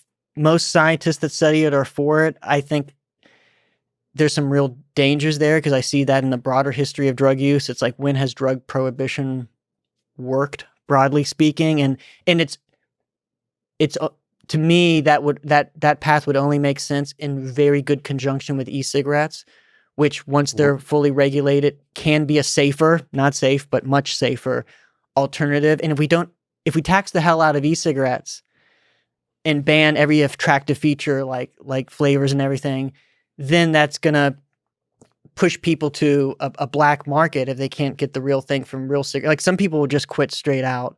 But I think what the regulators and what a lot of scientists that study tobacco, like myself, it's a big part still of what I study. They're not used to thinking about tobacco really as a drug, largely speaking, in terms of, for example, the history of prohibition. And I think of we already know there's an illicit market, a black market for tobacco to get around taxes. I mean, and for selling even loose cigarettes. That's what initially caused in Staten Island the police to approach, was it Eric Garland, who was selling loose cigarettes, and he got choked out. I mean, the thing that caused that police contact was he was selling, I think reported to sell individual cigarettes for you could sell them for $1. It happens in Baltimore. And it's that's technically illegal. But, are you not going to have massive boats of, supplies coming over from China and elsewhere of real deal cigarettes if you ban, the sale of nicotine? It's obviously going to happen. And you have to weigh that against, you're going to create a black market to one size or another. And your intuition, that really hasn't worked throughout the history when we've tried it. Right. But I see a potential path forward, but only if it's if it's done in conjunction with e-cigarettes. If there's a clear alternative, that's a positive alternative that it kind of steers the population towards an alternative. Yeah. The difference here, the unique thing that could be taken advantage of here is nicotine is by and large not what causes the harm. It's the aromatic hydrocarbons, it's the carcinogens and tobacco. It's burning tobacco smoke. It's not the nicotine.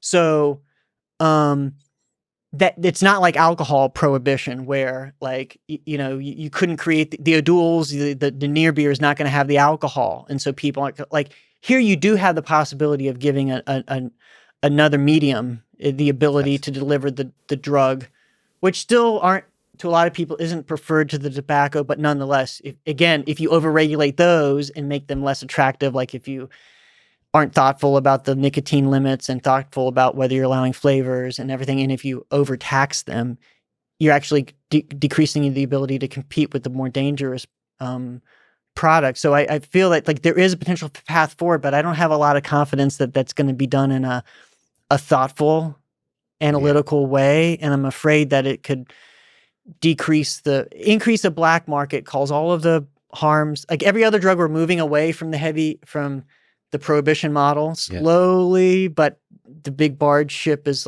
making a very slow turn. And okay, we really had to step back and question if we want with nicotine, tobacco, are we moving into that direction? Big picture. It doesn't quite make sense. You've done a study on cocaine and sexual decision making. Can you explain? Can you explain the findings? I mean, in a broad sense, how do you do a study that involves cocaine? And how do you do a study involving sexual decision making? And then how do you do a study that combines both? Yeah, sex and drugs too. I'm just missing the rock and roll. The two controversial. Rock and roll isn't very controversial anymore. But so the cocaine, lots of hoops to jump through. You got to have a lot of medical support. You got to be basically at an institution, a research unit like I'm at that has a long history and the ability to do that. And you get ethics approval, get FDA approval, but it's possible. And whenever you're dealing with something like cocaine, you would never want to give that to not someone who hasn't already used cocaine, and you want to make sure you're not giving it to someone who's an active user who wants to quit.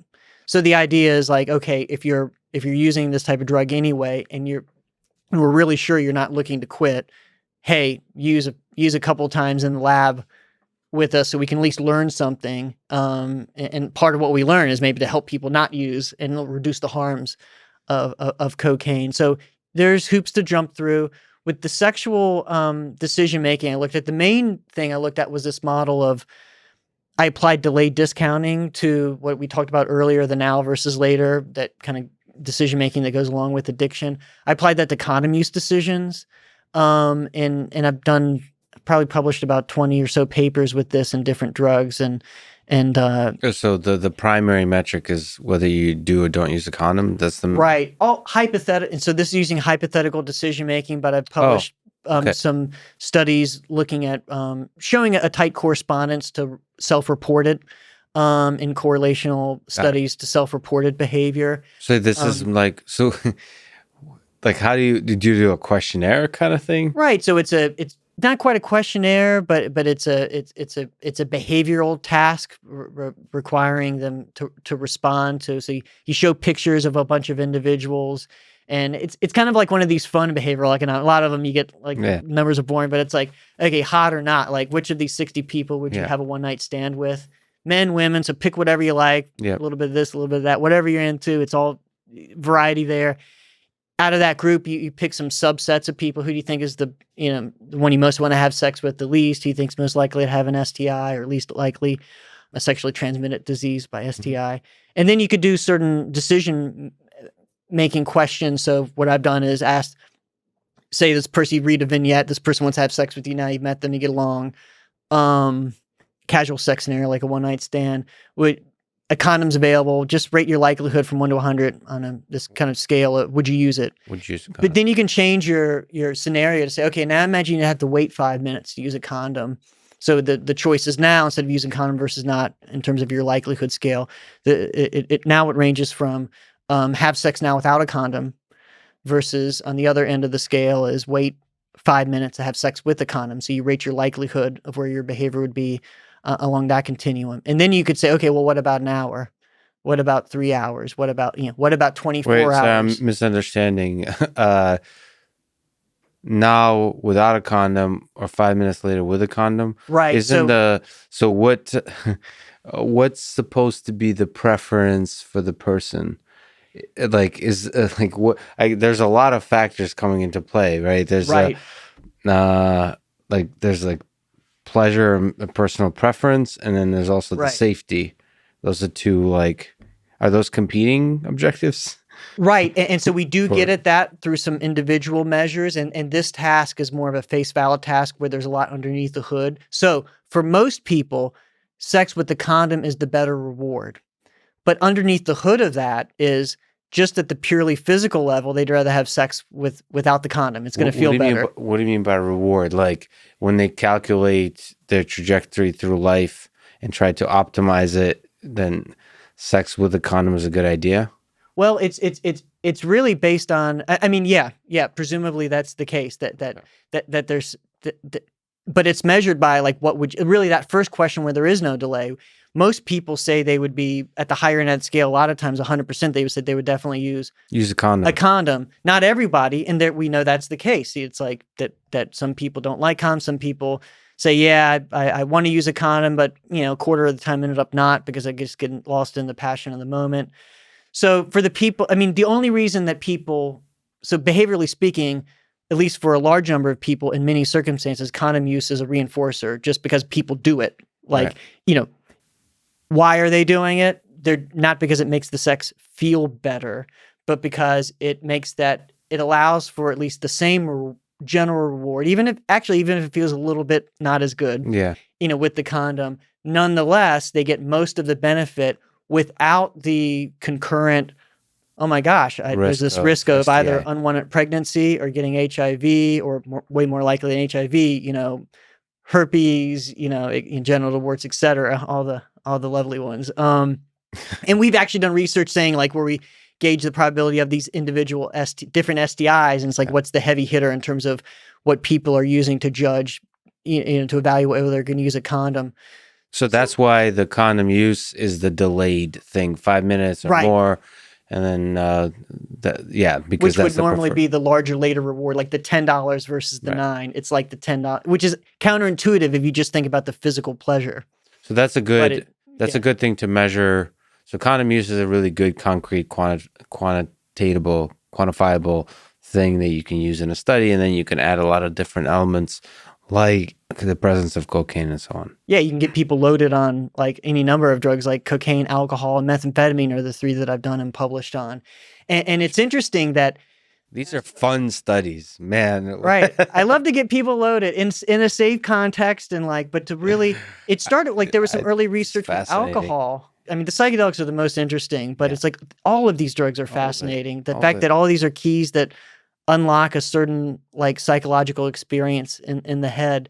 And so there was this work with alcohol that showed that it didn't affect those monetary delay discounting decisions, $9 now versus $10 later. And I'm getting people drunk. And I thought to myself, are you telling me that getting someone, that people being drunk does not cause people, at least sometimes, to choose what's good for them in the short term at the expense of what's good for Yeah. them to, in the long term, it's like, bullshit, like Yeah. we see like, but in what context does that happen? So that's something that inspired me to go in this direction of like, aha, risky sexual decisions is something they do when they're drunk. They don't necessarily go home and even though some people have gambling problems and alcohol interacts with that, the most typical thing is not for people to go home, log on and change their allocation in their retirement account or something like that. Like but they're more likely risky sexual decisions. They're more likely to not wait the 5 minutes for the condom, right, and instead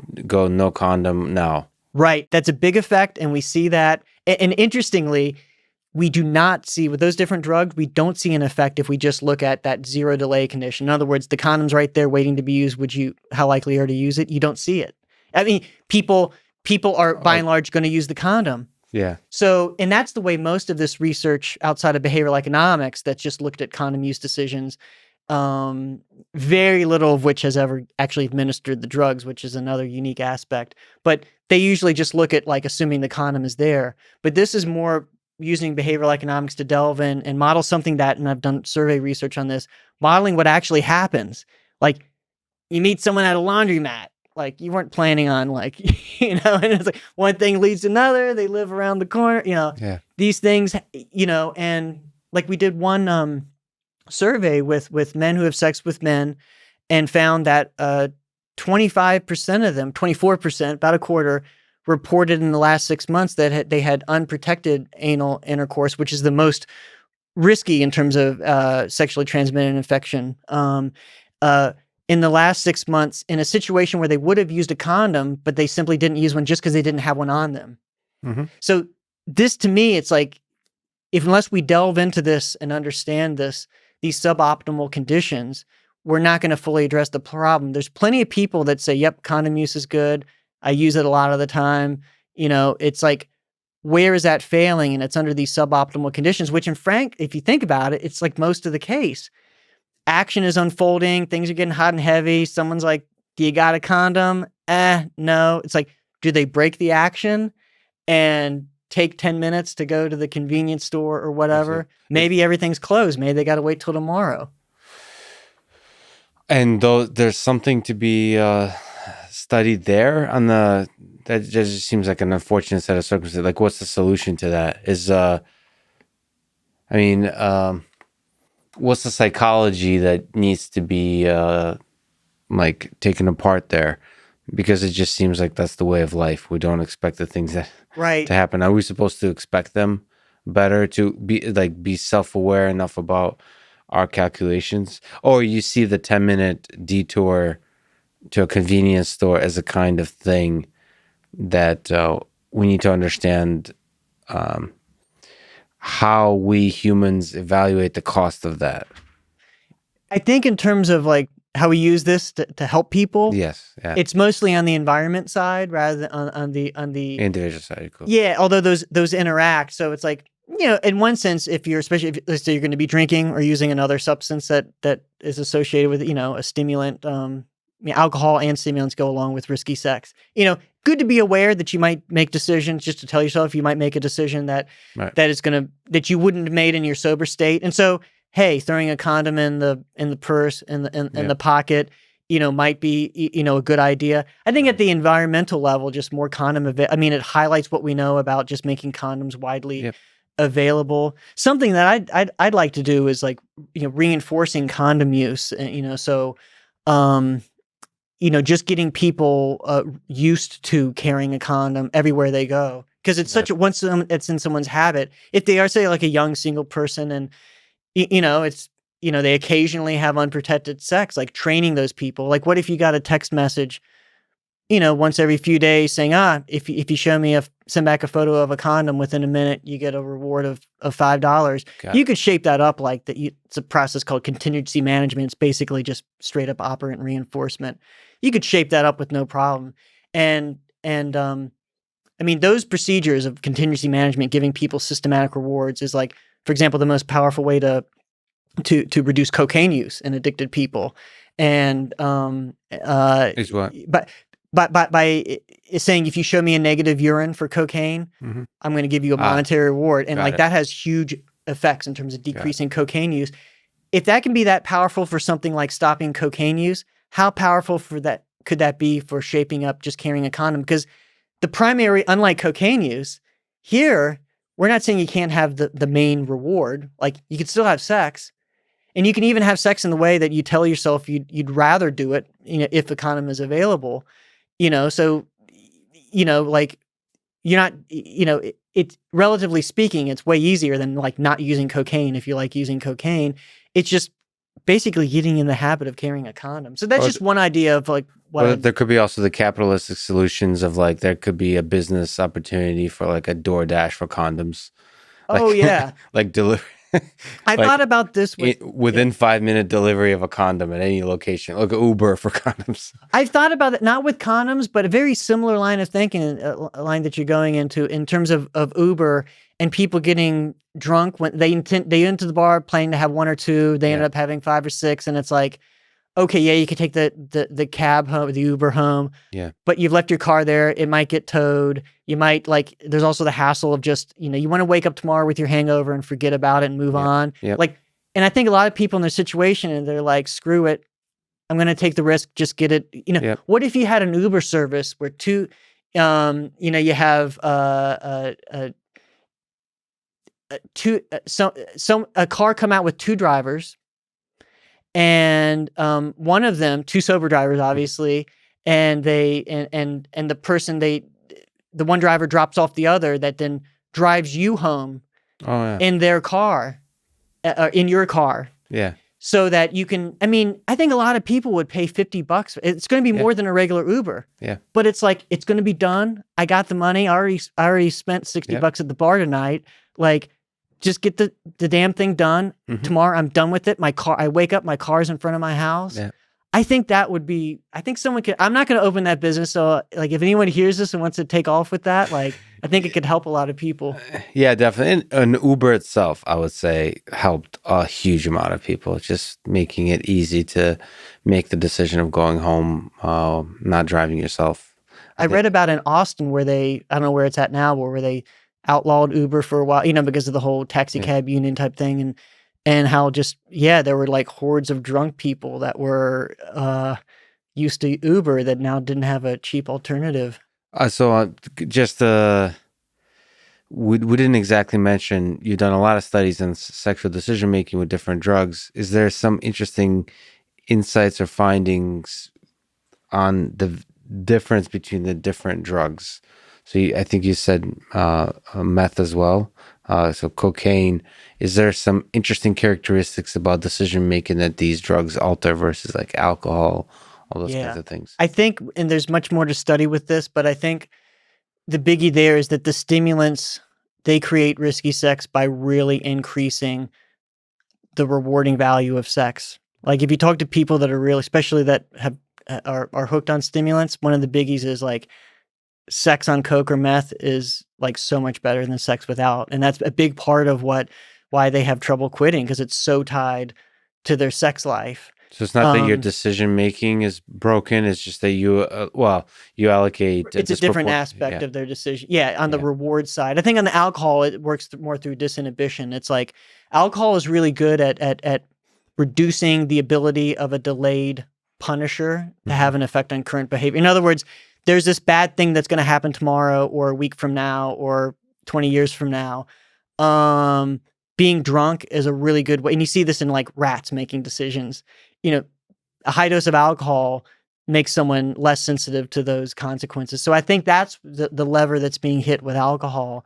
And it's the increasing the rewarding value of sex by the psychostimulants on that side. We actually found that and it was amazing because like hundreds of millions of dollars have been spent by NIH to study the connection between cocaine and HIV. Like we ran the first study on my grant that like actually just gave people cocaine under double-blind conditions and showed that like, when people are on coke, like their ratings of sexual desire, even though they're not in a sexual situation, you've shown them some pictures, but you're just saying they're horny. Like you get subjective ratings about like how much sexual desire are you feeling right now. People get horny when they're on stimulants. And do you have a lot of people say, duh, if they really know these drugs. But that's a rigorous study that's in the lab that shows Like there's a plot. Right. The dose effects of that, the time course of that. Yeah. It's not can just. you please tell me there's a paper with a plot that shows dose versus evaluation of like horniness? Yeah, we didn't say horniness. We said sexual arousal. Sexual. Yeah, basically, yeah. There's a plot. I'm going to find this plot. Right. I'll send it to you. There was one headline from some publicity on the work that said, horny cocaine users don't use condoms or something like that. Like You gotta something love like journalism. that. Like, I wouldn't have put it that way, but like, yeah, that's I guess that's right what on. it finds. So you've published a bunch of studies on psychedelics.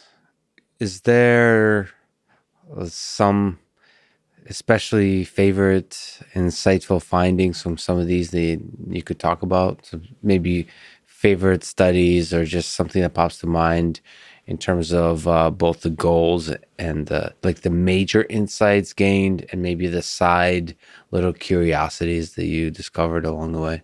Yeah. I think of the work with like using psilocybin to help people quit smoking. I mean, we've talked about smoking being such a serious addiction.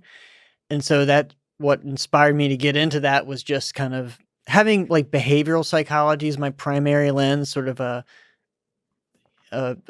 this sort of like, kind of radical empirical basis of. I'm really interested in the mystical experience and all of these reports. Very interested, but at the same time, I'm like, okay, let's get down to some behavior change and something that we can record, like quantitatively verify, biologically. So find all kinds of negative behaviors that people practice and see if we can turn those into positive or change those like behaviors. really change it, not just people saying, which again is interesting. I'm not dismissing it, but folks that say my life has turned around. I feel this has completely changed me. It's like, yep, that's good. All right, let's see if we can harness that and test that into something that's real behavior change. You know what I mean? It's quantifiable. It's like, okay, you've been smoking for 30 years. Like that's a real thing. And you've tried a dozen times, like seriously to quit and you haven't been able to long-term. Like, okay. And if you quit, like we'll ask you and I'll believe you, but I don't trust everyone reading the paper to believe you. So we're going to have you pee in a cup and we'll test that. And we'll have you blow into this little machine that measures carbon monoxide and we'll test that. So multiple levels of biological verification. Nice. Like Wow. now we're getting like, to me, that's where the rubber meets the road in terms of like therapeutics. It's like, can we really shift behavior? And since in so much as we talked about, my other scientific work outside of psychedelics is about understanding addiction and drug use. So it's like, looking at addiction, it's a no-brainer, and smoking is just a great example. And so back to your question, like we've had really high success rates. I mean, it rivals anything that's been published in the scientific literature.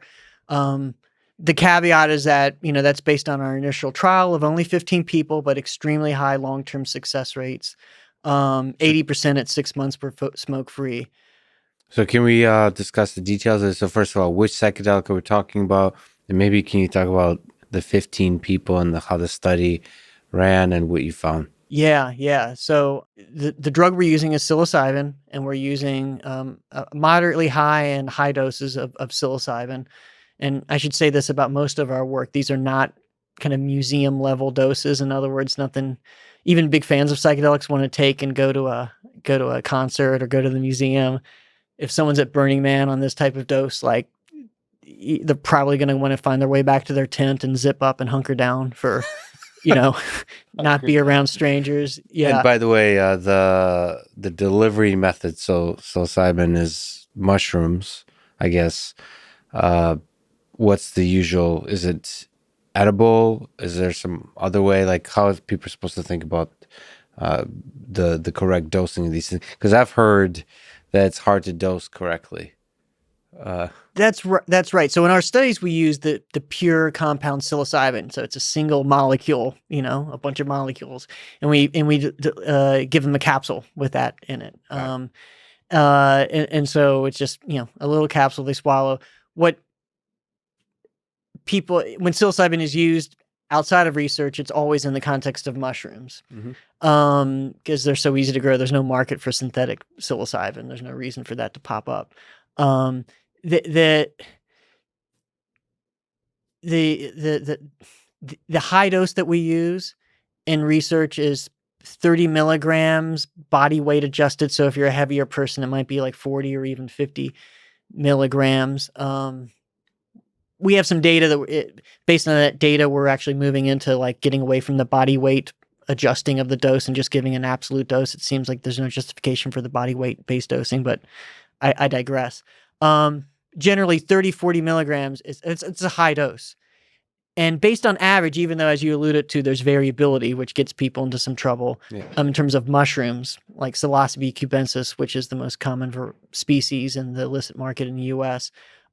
This is about equivalent to 5 dried grams, which is right at about where McKenna and others, they call it a heroic dose. This is not hanging out with your friends, going to the concert again. So this is a real deal dose, even to people that like really, just even to psychonauts. And we've even had a number of studies. Yeah, people that, let's astronaut That's a great or term. Cosmonaut, like psychonaut for psychedelics. Yeah, going as far out as possible. But even for them, even for those who've flown to space before. Right. They're like, holy shit, I didn't know the orbit would be that far out, or I escaped the orbit. I was in interplanetary space there.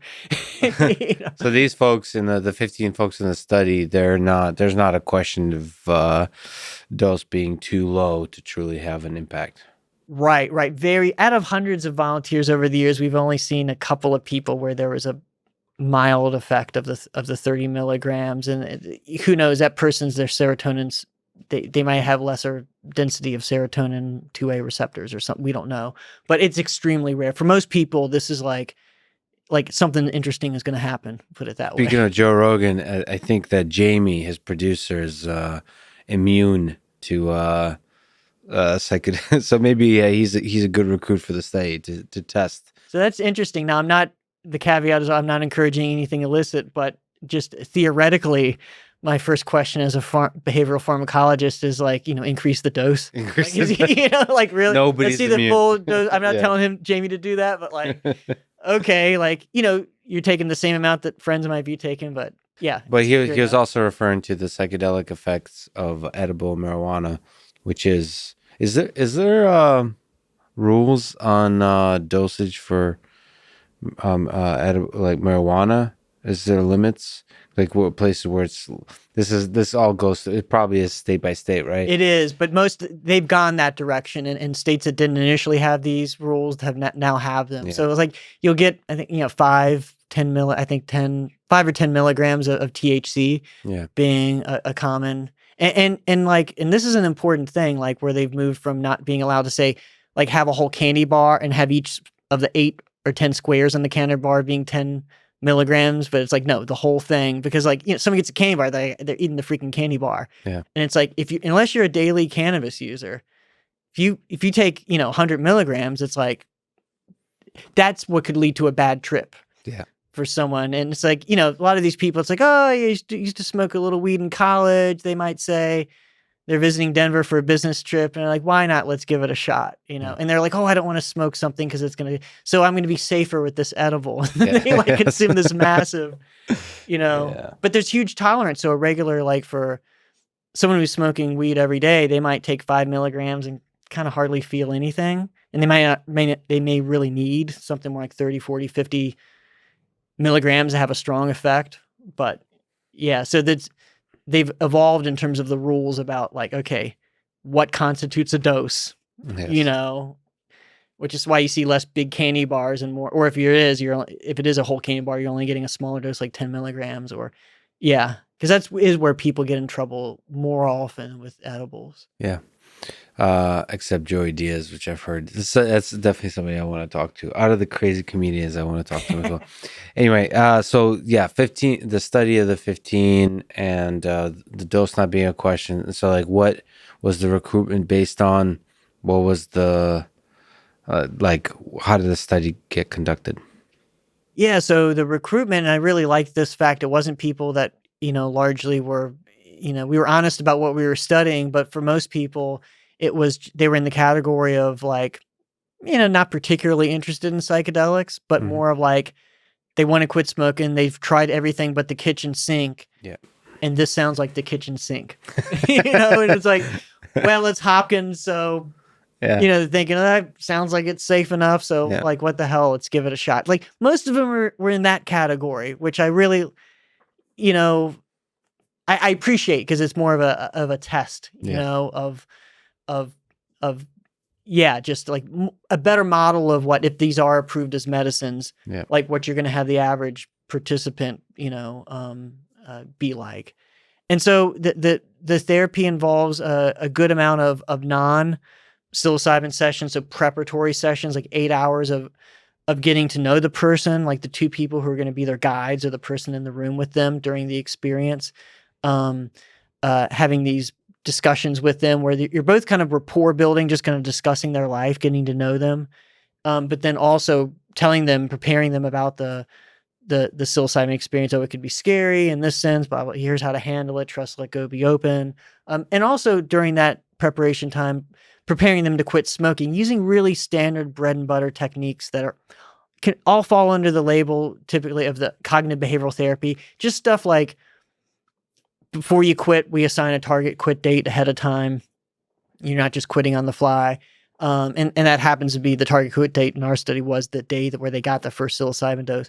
But doing things like keeping a smoking diary, like, okay, during the 3 weeks until you quit, every time you smoke a cigarette, just like jot down what you're doing, what you're feeling, what situation, that type of thing.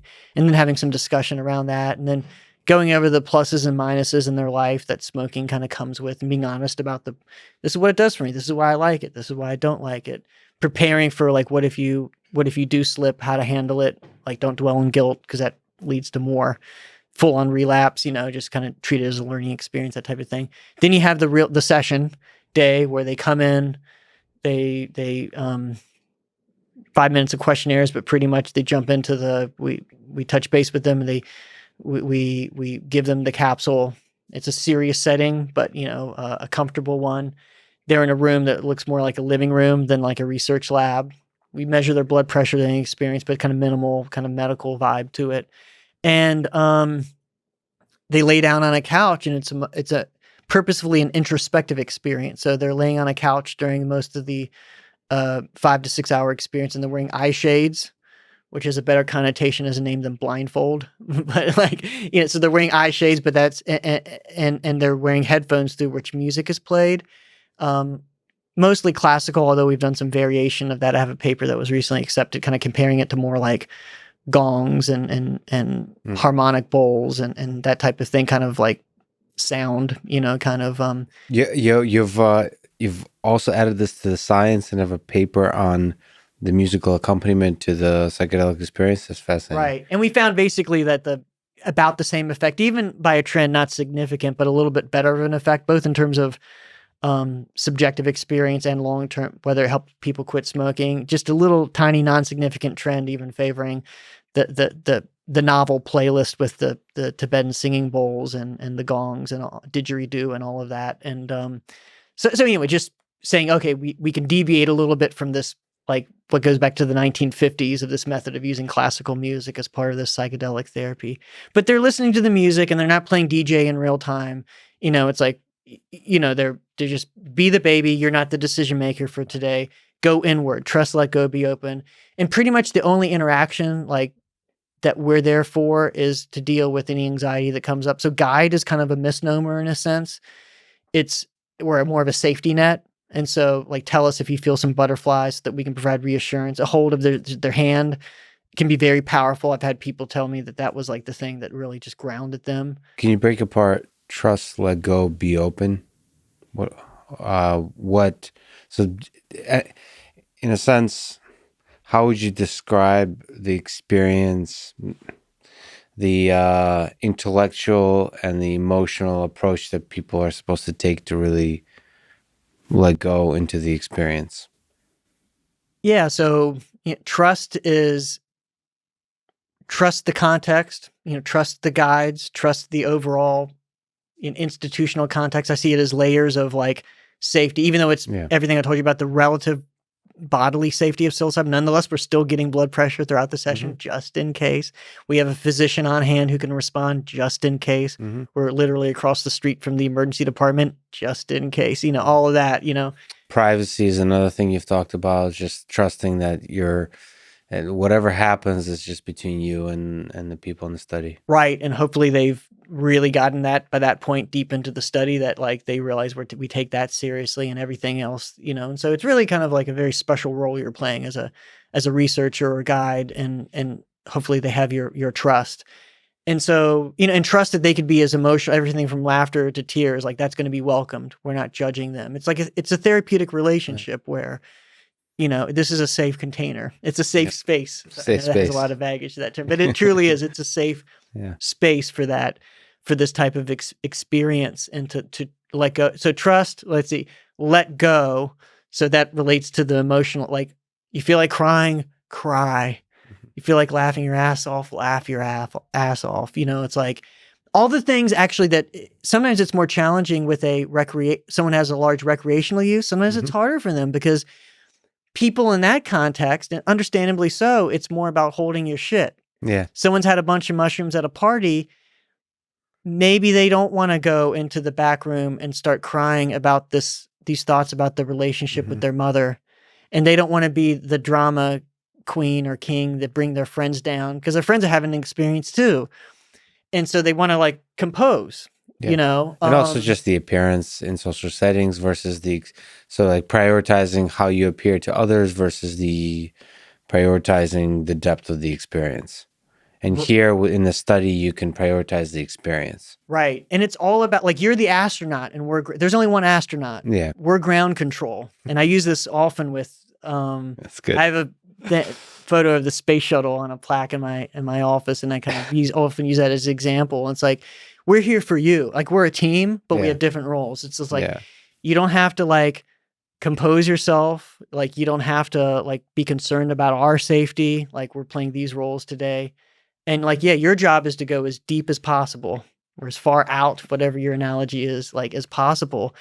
And we're keeping you safe. And so, and the emotional side is a hard one, you know, because you really want people to, like, if they go into realms of subjectively of despair and sorrow, like cry, you know, like it's okay, you know, and especially if someone's more macho and, you know, you want this to be the place where they can let go and again, something that they wouldn't or shouldn't do if someone was to theoretically use it in a social setting. And like, and also these other things, like even that you get in those social settings of like, you don't have to like worry about your wallet or being taken advantage, or especially for a woman, sexually assaulted by some creep at a concert or something. Cause they're, you know, they're laying down, being There's like far a out in million the session. sources of anxiety that are external versus internal. So you can just focus on your own, like the beautiful thing that's going on in your mind.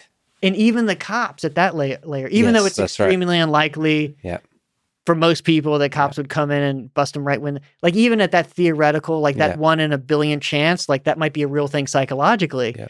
In this context, we even got that covered. Yeah. We've got DEA approval. Yeah. Like this is okay by every level of society that counts, you know, that has the authority. So go deep, trust the setting, trust yourself, let go and be open. So in the experience, and this is all subjective and by analogy, but like if there's a door, open it, go into it. If there's a stairwell, go down it, or a stairway, go up it. If there's a monster in the mind's eye, you know, don't run, approach it, look it in the eye and say, you know, let's talk. Read it. Yeah. What's up? What are you doing here? Let's talk turkey, you know? David Goggins entered the chat. Okay. Right. It really is that. That really is a heart of it, this radical courage. Like courage. People are often struck by that coming out. Like this is heavy lifting. This is hard work. People come out of this exhausted, and it can be some people say it's the most difficult thing they've done in their life, like choosing to let go on a microsecond by microsecond basis. Everything in their inclination is to say, stop. Sometimes stop this. I don't like this. I didn't know it was going to be like this. This is too much. And Terence McKenna put it this way. It's like comparing to meditation and other techniques. It's like spending years trying to press the accelerator to make something happen. High dose psychedelics is like you're speeding down the mountain in a fully loaded semi truck, and you're charged with not slamming the brake. It's like, let it happen. So it's very difficult and to engage, always, go further into it and take that radical courage, throughout. What do they say in self-report? If you can put general words to it, what is their experience like? What do they say it's like? Because these are many people, like you said, that haven't probably read much about psychedelics, or they don't have, like with Joe Rogan, um, like language or stories to put on it. So this is very raw self-report of experiences. What do they say the experience is like? Yeah, and some more so than others because everyone has been exposed at some level or another. Right. But some it is pretty superficial, as you're saying. Um, One of the hallmarks of psychedelics is just their variability. So I'm more it's like not the mean, but the standard deviation. So Right. it's Yeah. so wide that it's like it could be like hellish experiences and just absolutely beautiful and loving experiences, everything in between, and both of those, like those could be 2 minutes apart from each other, Yeah. and sometimes kind of at the same time concurrently. So, let's see. There's different ways to. There were some Jungian psychologists back in the '60s, masters in Houston, that wrote a really good book, "The Varieties of Psychedelic Experience," kind of, which is a play on varieties of religious experience by William James. Mhm. That they described a perceptual level, and so most people have that. When whether they're looking at the room without the eye shades on or inside their mind's eye with the eye shades on, colors, sounds like this is a much richer sensorium, Mhm. which can be very interesting. And then at another level, masters in Houston called it the psychodynamic level. And I think you could think about it more broadly than that's kind of Jungian, but just the personal psychological level is how I think of it. Like, this is about your life. There's a whole life review. Oftentimes people have thoughts about their childhood, about their relationships, their spouse or partner, their children, their parents, their family of origin, their current family. Like, that stuff comes up a lot, including like the love, just people just like pouring with tears about like how much like it hits them so hard how much they love people. Yeah. Like in a way that, for people that like they love their family, but like it just hits them so hard that like Yeah. how important this is, Yeah. and like the magnitude of that love and like what that means in their life. So those are some of the most moving experiences to be present for, is where people like it hits home, like what really matters in their life. And then you have this sort of what masters in Houston called the archetypal realm, which kind of, again, is sort of Jungian with the focus on archetypes, which is interesting. But I think of that more generally as like symbolic level. Mhm. So just really deep experiences where you do have experiences that seem symbolic of, very Mhm. much in like, what we know about dreaming and what most people think about dreaming. Like there's this randomness of things, but sometimes it's pretty clear in retrospect. Oh, like this came up because this thing has been on my mind, recently. So it seems to be there seems to be this symbolic level. And then they have the last level that they describe as the mystical integral level, and this is where there's lots of terms for it, but transcendental experiences of unity, mystical type effects we often measure. Europeans use a scale that will refer to oceanic boundlessness. This is all pretty much the same thing. Yeah. This is like, at some sense, the deepest level of the very sense of self seems to be dissolved, minimized, or expanded such that the boundaries of the self go into, and here I think some of this is just semantics, but whether the self is expanding such that there's no boundary between the self and the rest of the universe, or whether there's no sense of self, again, might be just semantics, but this radical shift or sense of loss of sense of self or self boundaries. And that's like the most, typically when people have that experience, they'll often report that as being the most remarkable thing. And this is what you don't typically get with MDMA. These deepest levels of the nature of reality itself, the subjectivity and objectivity, just like the seer and the seen become one, and it's a process. And yeah. And they're able to bring that experience back and be able to describe it Yeah, but one of the, to a degree, but one of the hallmarks, going back to William James, of describing a mystical experience is the ineffability. Mm. And so even though it's ineffable, people try as far as they can to describe it. But when you get the real deal, they'll say, and even say that, though they say a lot of helpful things to help you describe the landscape, they'll say, no matter what I say, I'm still not even coming anywhere close to what this was. Like the language is completely failing. And I like to joke that even though it's ineffable, and we're researchers, so we try to F it up by asking them to describe the experience. I love it. That's yeah. a good one. But to bring it back a little bit, so for that particular study on tobacco, what was the results? What was the conclusions in terms of the impact of psilocybin on their addiction? So in that pilot study, it was very small, and it wasn't a randomized study, so it was limited. The only question we could really answer was, is this worthy enough of follow-up? Yes. And the answer to that was abso-freaking-lutely, because the success rates were so high, 80% biologically confirmed successful at 6 months. That held up to 60% biologically confirmed abstinent at an average of 2.5 years, a very long follow-up. 2.5 years, wow. Yeah, and so, I mean, the best that's been reported in the literature for smoking cessation is in the upper 50%, and that's with not one but 2 medications for a couple of months, followed by regular cognitive behavioral therapy where you're coming in once a week or once every few weeks for an entire year. And so, but this is what very heavy. And this is just like a few uses of psilocybin. So this was 3 doses of psilocybin over a total course, including preparation, everything, a 15-week period where there's mainly like for most part one meeting a week, and then the 3 sessions are within that. And so we've scaled that back in the study we're doing right now, which I can tell you about, which is a randomized controlled trial. But it's the original pilot study was these 15 people. So given the positive signal from the first study telling us that it was a worthy pursuit, we hustled up some money to actually be able to afford a larger trial. So it's randomizing 80 people to get either one psilocybin session, when we've scaled that down from 3 to 1, mainly because we're doing fMRI neuroimaging before and after, and it made it more experimentally complex to have multiple sessions.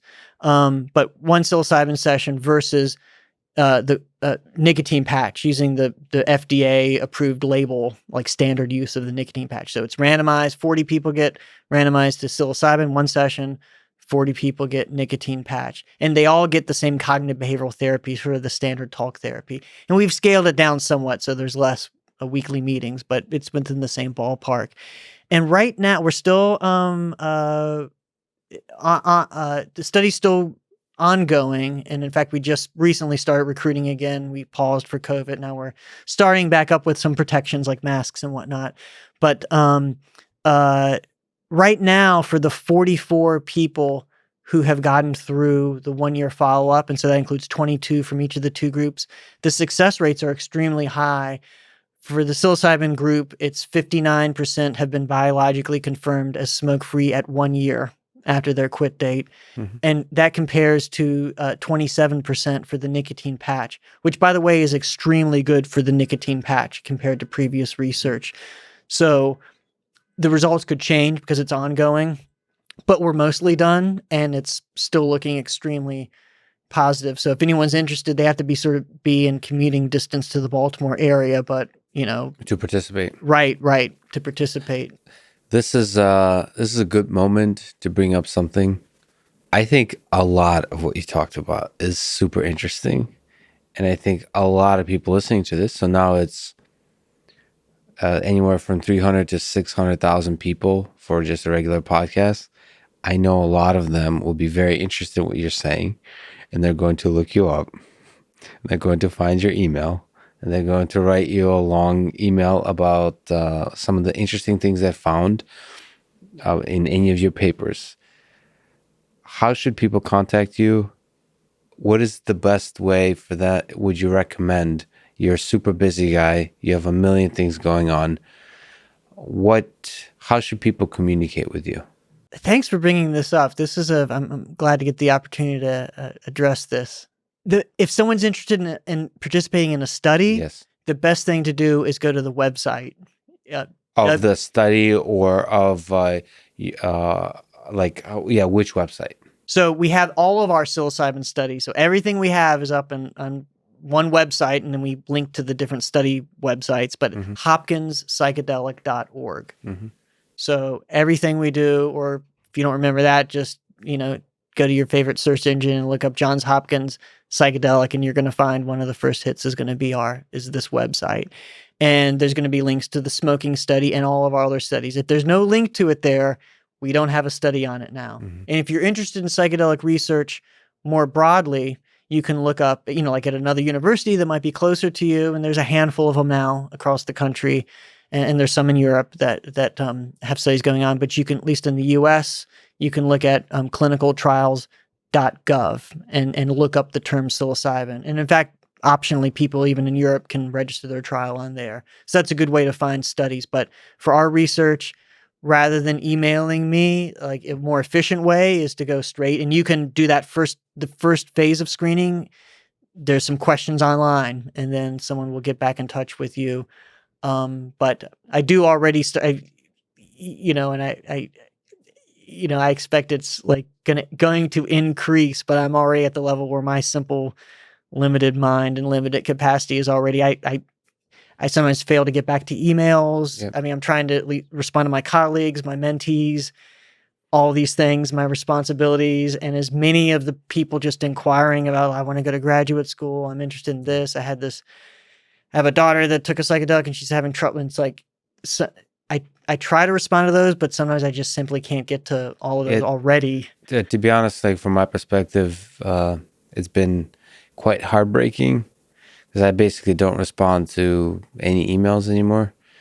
And especially sort of, you mentioned mentees and so on, like outside of that circle, it's heartbreaking to me how many brilliant people there are, thoughtful people, like loving people, and they write long emails that are really, by the way, I do read them very often. It's just that the response is then you're starting a conversation. And there's the heartbreaking aspect is you only have so many hours in the day to have deep, meaningful conversations with human beings on this earth. And so you have to select who they are. And usually it's your family, it's people like you're directly working with. And even, I guarantee you, with this conversation, people will write you long, really thoughtful emails. Like there'll be brilliant people, faculty from all over, PhD students from all over. And it's heartbreaking because you can't really get back to them. But you're saying like many of them, if you do respond, it's more like, here, go to this website if you're when you're interested into the study. Right.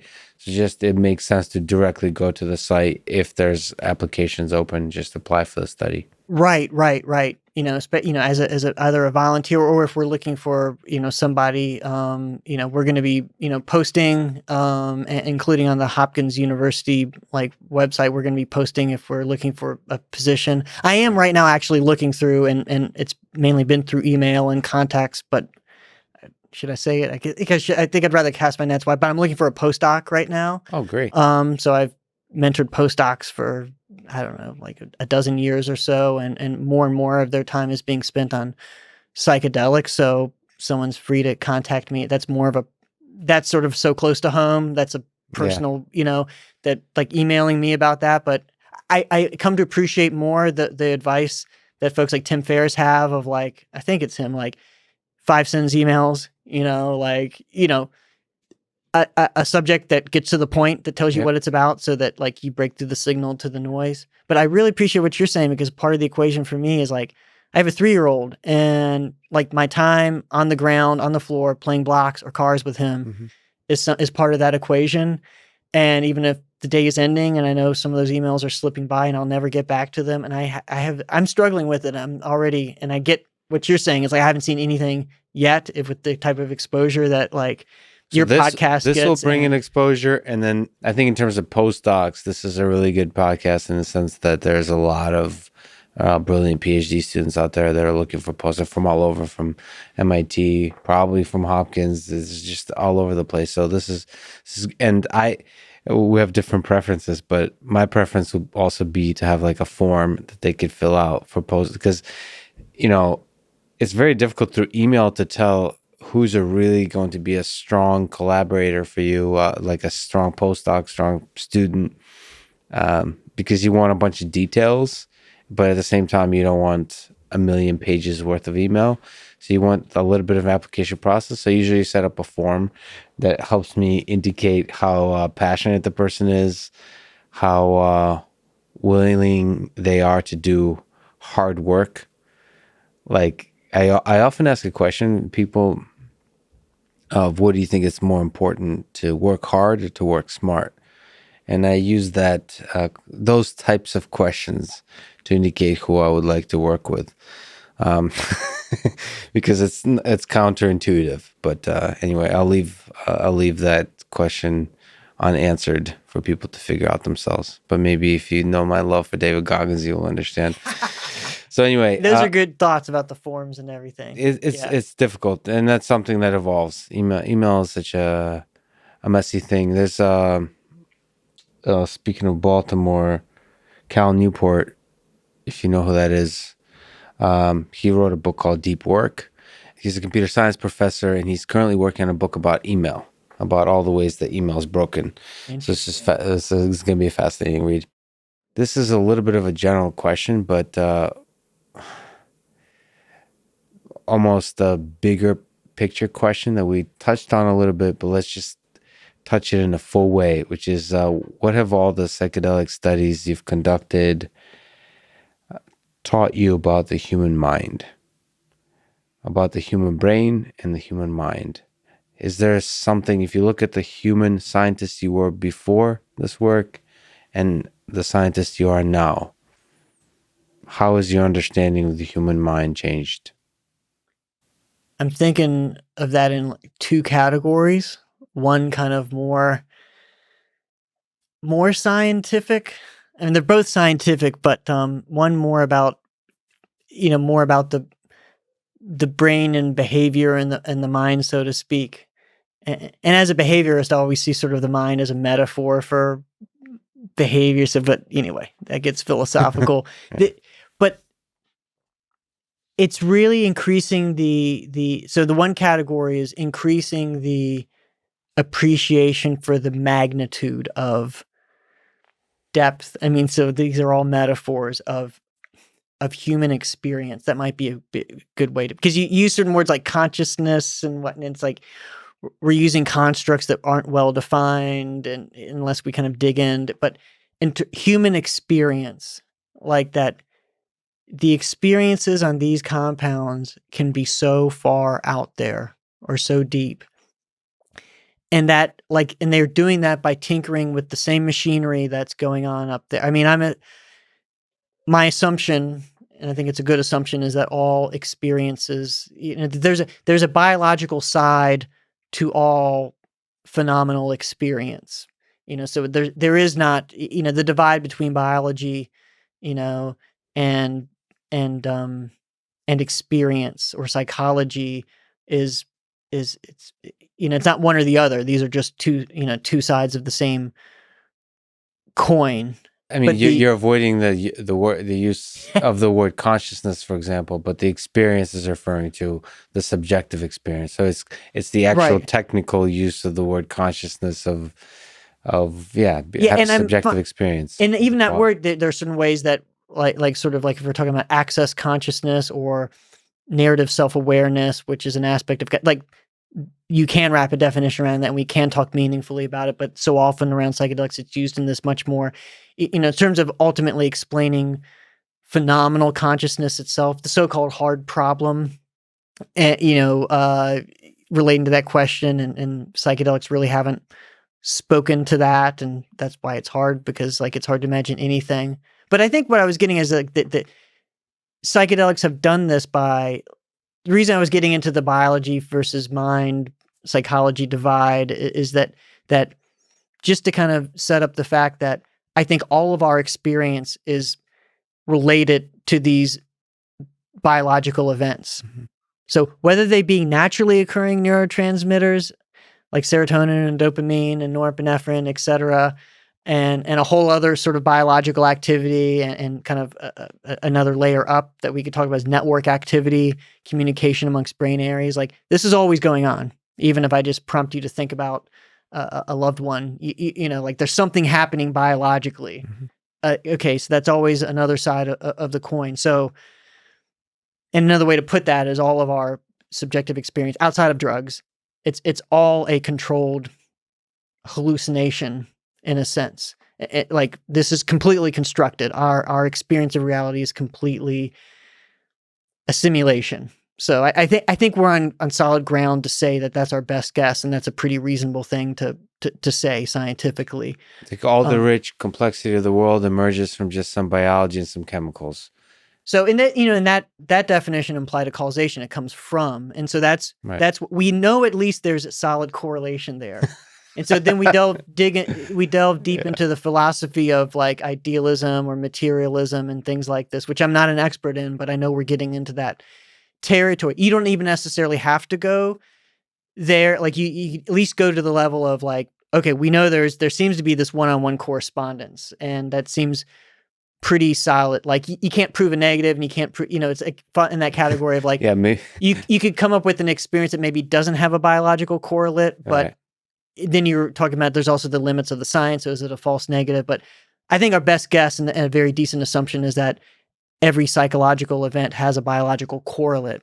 So with that said, you know, the idea that you can alter that biology in a pretty trivial manner. I mean, you could take like a relatively small number of these molecules, throw them into the nervous system, and then have a 60-year-old person who has, you name it. I mean, that has hiked to the top of Everest and that speaks 5 languages and that has been married and has kids and grandkids and has, you name it, you know, like been at the top, and say, this fundamentally changed who I am as a person and what I think life is about.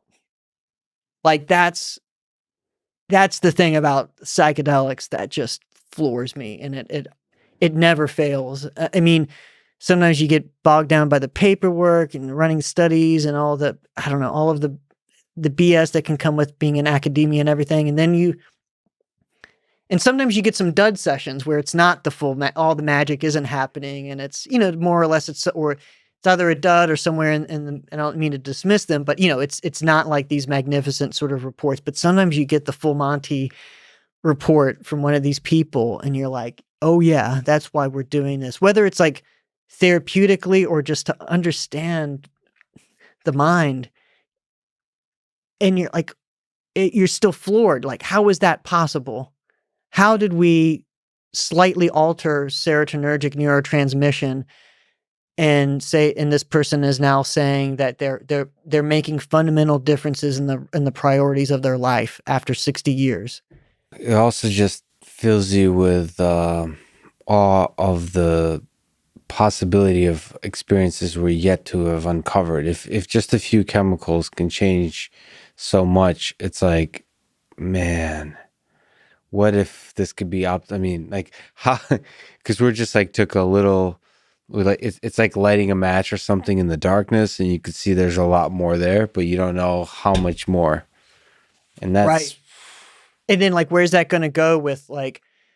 I mean, I'm always like aware of the fact that like we always as humans and as scientists think that we figured out 99% and we're working on that first 1%, and we got to keep reminding ourselves it's hard to do. Like we figured out like not even 1%, like we know nothing. Yeah. And so like I can speculate and I might sound like a fool, but like what are drugs? Even the concept of drugs, like 10 years, 50 years, 100 years, 1,000 years if we're surviving, like, you know, molecules that go to a specific area of the brain in combination with technology, in combination with the magnetic stimulation, in combination with the, you know, like targeted pharmacology of like, oh, like this subset of serotonin 2A receptors in the colostrum, you know, at this time in this particular sequence in combination with this other thing, like this baseball cap you wear that like has, has one of is doing some of these things that we can only do with these like giant like pieces of equipment now. Like where it's going to go is going to be endless, and it becomes easy to combined within virtual reality, where the virtual reality is going to move from being something out here to being more in there. And then we're getting, like we talked about before, we're already in a virtual reality in terms of human perception and cognition models of the universe being all representations and, color not existing. It's just, our representations of EM wavelengths, et cetera, sound being vibrations and all of this. And so as the external VR and the internal VR come closer to each other, like this is what I think about in terms of the future of drugs. Like all of this stuff sort of combines, and like where that goes is just, it's unthinkable. Like we're probably going to, again, I might sound like a fool and this may not happen, but I think it's possible, to go completely offline, like where most of people's experiences may be going into these internal worlds. And I mean, maybe you through a combination of these techniques, you create experiences where someone could live 1,000 years in terms of maybe they're living a regular lifespan, but over the next 2 seconds, you're living 1,000 years worth of experience inside your mind through through this manipulation of is that possible? Like just based on like first principles first and principles, yes. I think so. Yeah. Like give us another 50, 100, 500, like who knows, but like how could it not go there? And a small tangent, what are your thoughts in this broader definition of drugs, of psychedelics, of mind-altering things? What are your thoughts about Neuralink and brain-computer interfaces, sort of being able to electrically stimulate and read neuronal activity in the brain and then connect that to the computer, which is another way, from a computational perspective for me, is kind of appealing, but it's another way of altering subtly the behavior of the brain that's kind of, if you zoom out, reminiscent of the way psychedelics do as well. Right. So what do you have, like, what are your thoughts about Neuralink? What are your hopes as a researcher of mind-altering devices, systems, chemicals? I guess broadly speaking, I'm all for it. I mean, for the same reason I am with psychedelics, but it comes with all the caveats. You're going into a brave new world where it's like all of a sudden there's going to be a dark side. There's going to be, the serious ethical considerations, but that should not stop us from moving there. I mean, particularly the stuff from, and I'm no expert, but on the short list in the short term, it's like, yeah, can we help these serious neurological disorders? Like, hell yeah. Like, and I'm also sensitive to something being someone that has lots of, neuroscience colleagues, Mm-hmm. With some of this stuff, and I can't talk about particulars, I'm not recalling, but, in terms of, stuff getting out there and then kind of a mocking of oh gosh, they're saying this is unique. We know this, or sort of like this belittling of like, oh, this sounds like it's just a commercialization or like an oversimple. I forget what the example was, but something like something that came off to some of my neuroscientific colleagues as an oversimplification, or at least the way they said it. Oh, from a Neuralink perspective. Right. Oh, we've known that for years. Yes, and but I'm very sympathetic to like, maybe it's because of my very limited, but relatively speaking, the amount of exposure the psychedelic work has had to my limited experience of being out there. Mm-hmm. And then you think about someone like Musk, who's like really, really out there, and you just get all these arrows that like, and it's hard to be like, when you're plowing new ground, like you're going to get criticized, like every little word that you, like this balance between speaking to like people to make it meaningful, something scientists aren't very good at. Yes. Having people understand what you're saying, and then being belittled by oversimplifying something in terms of the public message. So I'm extremely sympathetic, and I'm a big fan of like what Elon Musk does, like tunnels through the ground and SpaceX and all this. Just like, hell yeah. Like this guy has some great ideas. And there's something to be said. It's not just the communication to the public. I think his first principles thinking, it's like, because I get this in the artificial intelligence world, it's probably similar to neuroscience world, where Elon will say something like, or I worked at MIT, I worked on autonomous vehicles.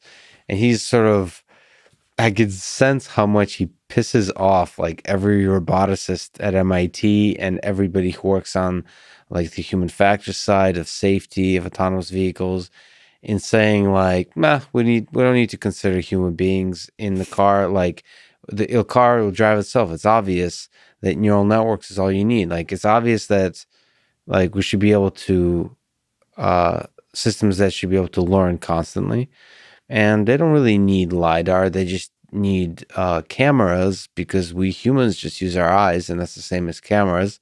So like it doesn't. Why would we need anything else?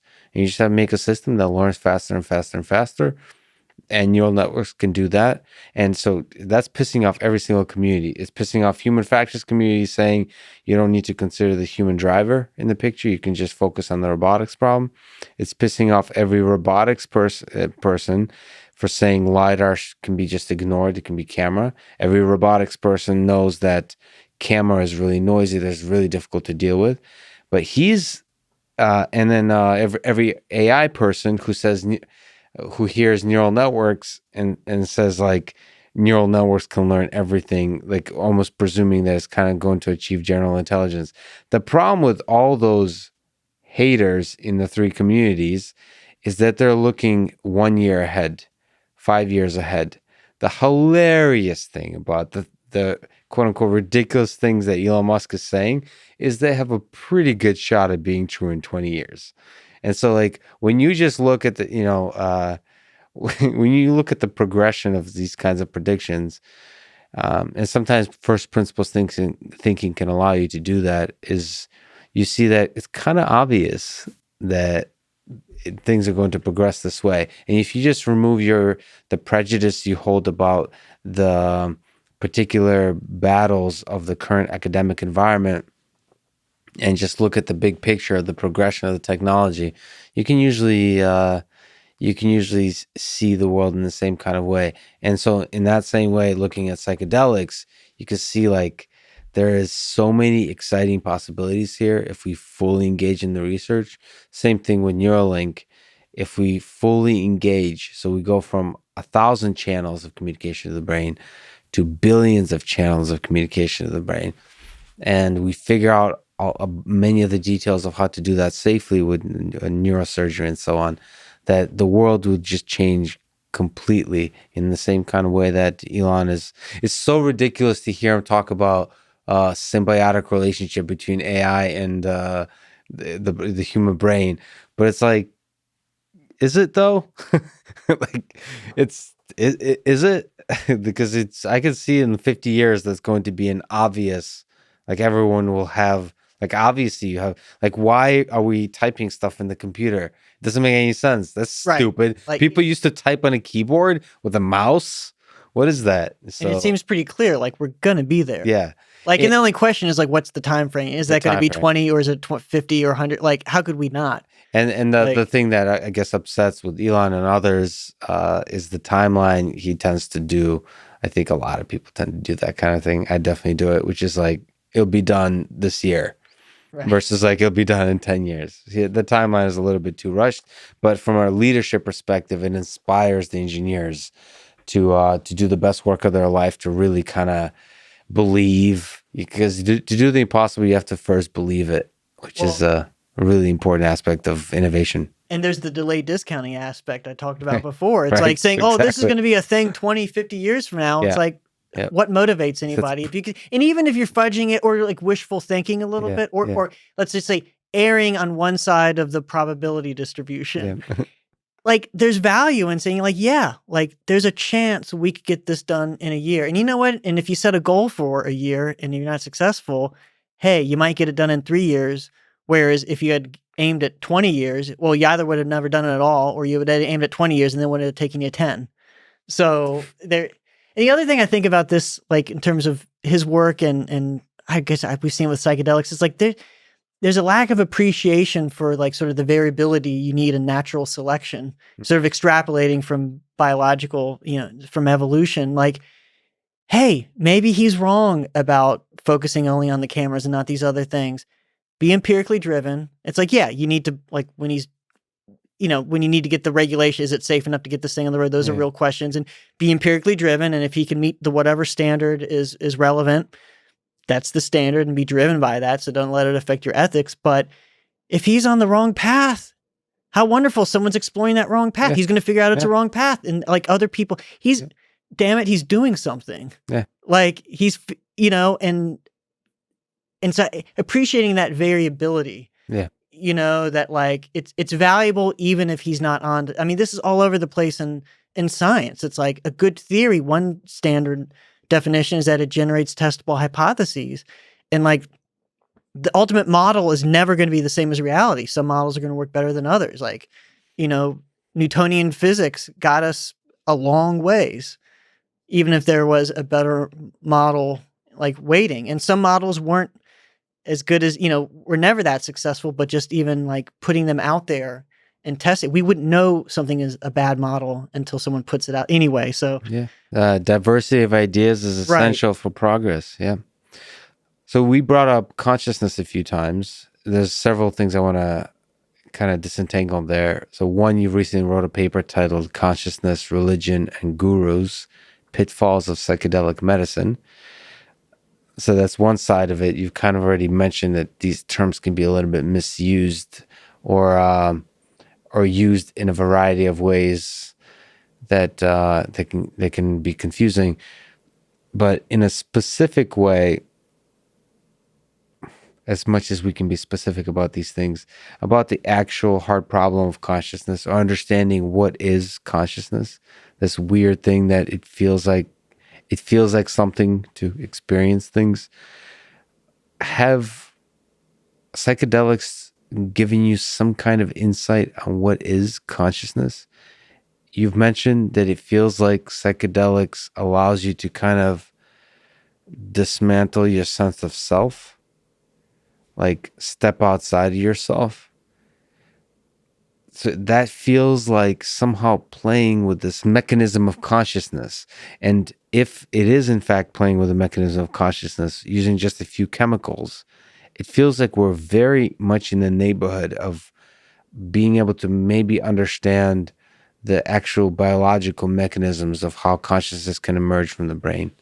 So yeah, there's a bunch there. I think my preface is that I certainly have opinions that are outside, that I can say, here are my best speculations as just a person and an armchair philosopher. And it's that philosophy is certainly not my training and my expertise.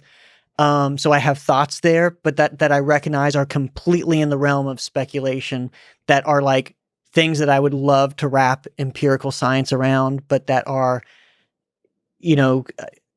there's no data, and getting to the hard problem, like no conceivable way, even though I'm very open, like I'm hoping that problem can be cracked. And I, as an armchair philosopher, I do think that is a problem. I don't think it can be dismissed, as some people argue it's not even really a problem. It strikes me that explaining just the existence of phenomenal consciousness is a problem. So anyway, I very much keep that divide in mind when I talk about these things, what we can really say about what we've learned through science, including by psychedelics, versus like what I can speculate on in terms of the nature of reality and consciousness. But in terms of, by and large, skeptically, I have to say, psychedelics have not really taught us anything about the nature of consciousness. I'm hopeful that they will. They have been used around certain, I don't even know if features is the right term, but things that are called consciousness. So consciousness can refer to not only just phenomenal consciousness, which is like, the source of the hard problem and what it is to be like Nagel's description, but the sense of self, which can be sort of like the experiential self, moment to moment, or it can be like the narrative self, the stringing together of stories. So those are things that I think can be, and a little bit's been done with psychedelics regarding that, but I think there's far more potential. So like one story that unfolded is that psychedelics acutely have effects on the default mode network, a pattern of activation amongst a subset of brain areas that is associated with self-referential processing. It seems to be more active, more communication between these areas, like the posterior cingulate cortex and the medial prefrontal cortex, for example, being parts of this that are, and others that are tied with sort of thinking about yourself, remembering yourself in the past, projecting yourself into the future. And so that it's an interesting story emerged when it was found that when psilocybin is on board, in the person's system, that there's less communication amongst these areas. So with resting state fMRI imaging, that there's less synchronization or presumably communication between these areas. And so I think has been overstated in terms of, we see this is the dissolving of the ego. This is it. The story made a whole lot of sense, but there's several. I think that story is really being challenged. Like, one, we see increasing number of drugs that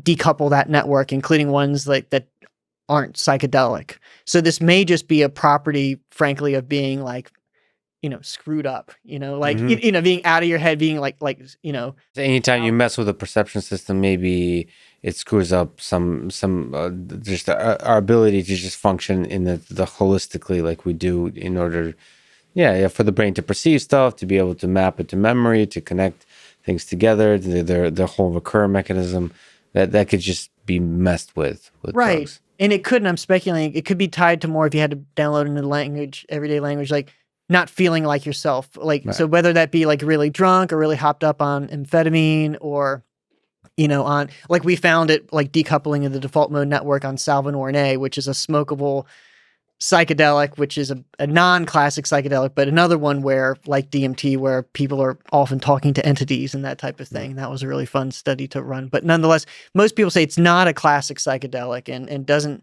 have some of those phenomenal features that people report from classic psychedelics, and not sort of the clear sort of ego loss type, not at least not in the way that people report it with classic psychedelics. So you get it with all these different drugs. And so, and then you also see just broad changes in network activity with other networks. And so I think that story took off a little too soon, although, yes. So I think in the story that the DMN, the default mode network, relating to the self, and I know some neuroscientists, it drives them crazy if you say that it's the ego, and it's like, but self-referential processing, if you go that far, like that was already known before psychedelics. Psychedelics didn't really contribute to that.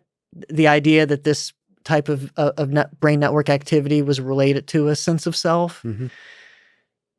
But it is absolutely striking that psychedelics that people report with pretty high reliability, these unity experiences that where people subjectively like they report losing, or again, like the boundaries of however you want to say it, like these unity experiences. I think we can do a lot with that in terms of figuring out the nature of the sense of self. Now, I don't think that's the same as the hard problem or the existence of phenomenal consciousness, because you can build an AI system, and you correct me if I'm wrong, that like will pass a Turing test in terms of demonstrating the qualities of like a sense of self. It will talk as if there's a self, and there's probably a certain like algorithm or whatever, like computational, like, scaling up of computations that results in somehow. And I think this is the argument with humans, with some have speculated this. Why do we have this illusion of the self that's evolved? That, and we might find this with AI, that like it works, having a sense of self, or and that's stated incorrectly, like acting as if there is an agent at play, and behaviorally acting like, there is a self that might kind of work. And so you can program a computer or a robot to basically have an algorithm like that and demonstrate that type of behavior. And I think that's completely silent on whether there's an actual experience inside there. I've been struggling to find the right words and how I feel about that whole thing, but because I've said it poorly before. I've before said that there's no difference between the appearance and the actual existence of consciousness or intelligence or any of that. What I really mean is the more the appearance starts to look like the thing, the more there's this area where it's like, our whole idea of what is real and what is just an illusion is not the right way to think about it. So the whole idea is like, if you create a system that looks like it's having fun, the more it's realistically able to portray itself as having fun, like there's a certain gray area at which the system is having fun. And same with intelligence, same with consciousness. And we humans want to simplify, like it feels like the way we simplify the existence and the illusion of something is missing the whole truth of the nature of reality, which we're not yet able to understand. Like it's the 1%. We only understand 1% currently, so we don't have the right physics to talk about things. We don't have the right science to talk about things. But to me, like the faking it and actually it being true is the difference is much smaller than what humans would like to imagine. That's my intuition. But the philosophers hate that because, and guess what? It's philosophers. What have you actually built? So like to me that's the difference between philosophy and engineering. It feels like if we push the creation, the engineering, like fake it until you make it all the way, which is like fake consciousness until you realize, holy crap, this thing is conscious. Fake intelligence until you realize, holy crap, this is intelligence. And from my curiosity with psychedelics and just neurobiology, neuroscience is like, it feels, I love the armchair. I love sitting in that armchair because it feels like at a certain point, you're going to think about this problem and there's going to be an aha moment. Like that's what the armchair does. Sometimes science prevents you from really thinking, right, wait, like it's really simple. There's something really simple. Like there could be some dance of chemicals that we're totally unaware of, not from aspects of like which chemicals to combine with which biological architectures, but more like we were thinking of it completely wrong. That just out of the blue, like maybe the human mind is just like a radio that tunes into some other medium where consciousness actually exists. Like those weird sort of hypothetical, like maybe we're just thinking about the human mind totally wrong. Maybe there's no such thing as individual intelligence. Maybe it is all collective intelligence between humans. Like maybe the intelligence is possessed in the communication of language between minds, and then in fact consciousness is a property of that language versus a property of the individual minds, and somehow the neurotransmitters will be able to connect to that. So then AI systems can join that common collective intelligence, that common language. Like just thinking completely outside of the box. I just said a bunch of crazy things. I don't know, but thinking outside the box. And there's something about subtle manipulation of the chemicals of the brain, which feels like the best or one of the great chances of the scientific process leading us to an actual understanding of the hard problem. So I am very hopeful that, and so I mean, I'm a radical empiricist, which I'm very strong with that. Like that's what, science isn't about ultimately being a materialist. It's about being an empiricist in my view. And so, for example, I'm very fascinated by the so-called psi phenomenon, like stuff that people just kind of reject out of hand. I kind of orient towards that stuff with an idea of, hey, look, what we consider like anything exists as natural.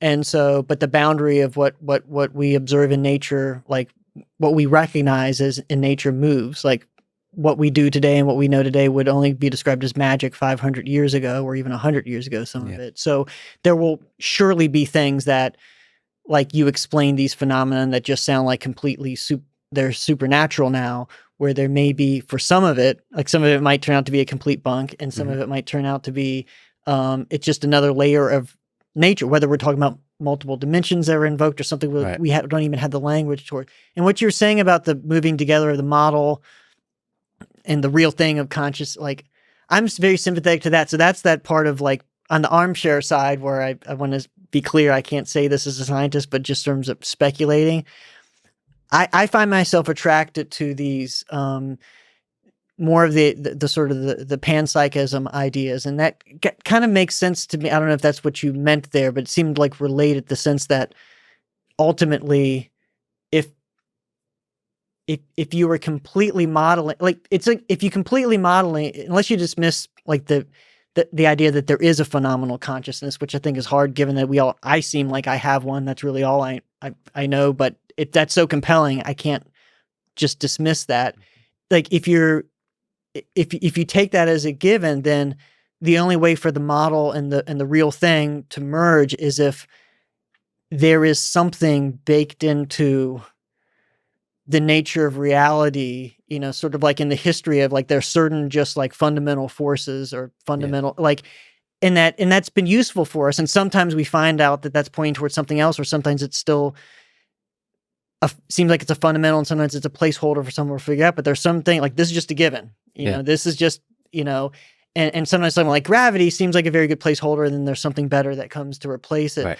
So I kind of think about like consciousness, and I kind of had this inclination before I knew there was a term for it, Russellian monism, the idea that, which is a form of again, I'm an armchair philosopher, but not a very good one. Broadly, panpsychism, by the way, is the idea that sort of consciousness permeates all matter, it's a fundamental part of physics of the universe, kind of thing. So right, there's a lot of different flavors of it, as you're alluding to. And something that struck me as like consistent with some just inclinations of mine, just total speculation, is this idea of everything we know in science and with most of the stuff we think of physics, really describes, it's all interactions. Mm-hmm. It's not the thing itself. Like there is something to and this sounds very new agey, which is why it's very difficult, and I have a high bullshit like meter and everything, but like an isness. I mean, think about like Aldous Huxley with his mescaline experience and Doors of Perception. Like there's an isness there, and Alan Watson. Like there is a nature of being. Again, very new agey sounding, but maybe there is something to. And when we say consciousness, we think of like this human experience, but maybe that's so processed and that's so far. So it's so derivative of this kind of basic thing that we wouldn't even recognize the basic thing. But the basic thing might just be, this is not about the interaction between particles. This is what it is like to exist as a particle. And maybe it's not even particles. Maybe it's like space-time itself. I mean, again, totally in the speculation and something outside area. of space-time. So it's funny because we don't have neither the science nor the proper language to talk about it. All we have is kind of little intuitions about there might be something in that direction of the darkness to pursue. And that in that sense, I find panpsychism interesting in that, like, it does feel like there's something fundamental here. That consciousness is not just like, okay, so the flip side, consciousness could be just a very basic and trivial symptom, like a little hack of nature that's useful for like survival of an organism. It's not something fundamental. It's just this very basic, boring chemical thing that somehow has convinced us humans, because we're very human-centric, we're very self-centric, that this is somehow really important, but it's actually pretty obvious. Or it could be something really fundamental to the nature of the universe. So both of those are, to me, pretty compelling, and I think eventually scientifically testable. It is so frustrating that it's hard to design a scientific experiment currently, but I think that's how Nobel Prizes are won. Nobody did it until they do it. So and the reason I lean towards, and again, armchair if I had to bet like $1,000 on which one of these ultimately be proved, I would lean towards, I'd put my bets on on something like panpsychism rather than the emergence of phenomenal consciousness through complexity or computational complexity. Because although certainly what if there is some underlying fundamental consciousness, it's clearly being processed in this way through computation, in terms of resulting in our experience and the experience presumably of other animals. But the reason I would bet on panpsychism is, to me, Occam's razor. It just, in terms of truly the hard problem, like this, at some point you have an inside looking out, and even looking refers to vision, and it doesn't. That's just an example, but just there's an inside experiencing something. At some point of complexity, all of a sudden, you start from this objective universe and all we know about is interactions between things, and things happen. And at this certain level of complexity, magically there's an inside. Mm-hmm. That to me doesn't pass Occam's razor as easily as maybe there is a fundamental property of the universe of, there's both subjective and objective. There is both interactions amongst things, and there is the thing itself. Yes. But yeah. So I'm of two minds. I agree with you totally on half my mind. And the other half is I've seen, looking at cellular automata a lot, which is it sure does seem that we don't understand anything about complexity, like the emergence, just the property.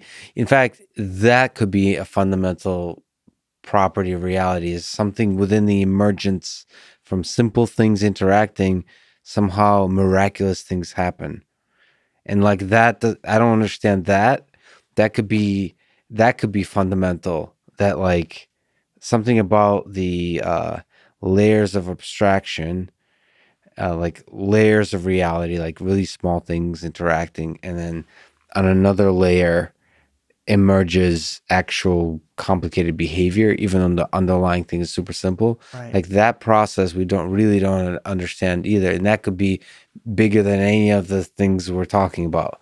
That's the basic force behind everything that's happening in the universe, is from simple things, complex phenomena can happen. And the thing that gives me pause is that I'm concerned about a threshold there. Like, how is it likely that now there may be some qualitative shift that in the realm of like we don't even understand complexity yet, like you're saying, like, so maybe there is, but I do think like if it is a result of the complexity, well, just having helium versus hydrogen is a form of complexity. Right. Having the existence of stars versus clouds of gas is a complexity. The entire universe has been this increasing complexity.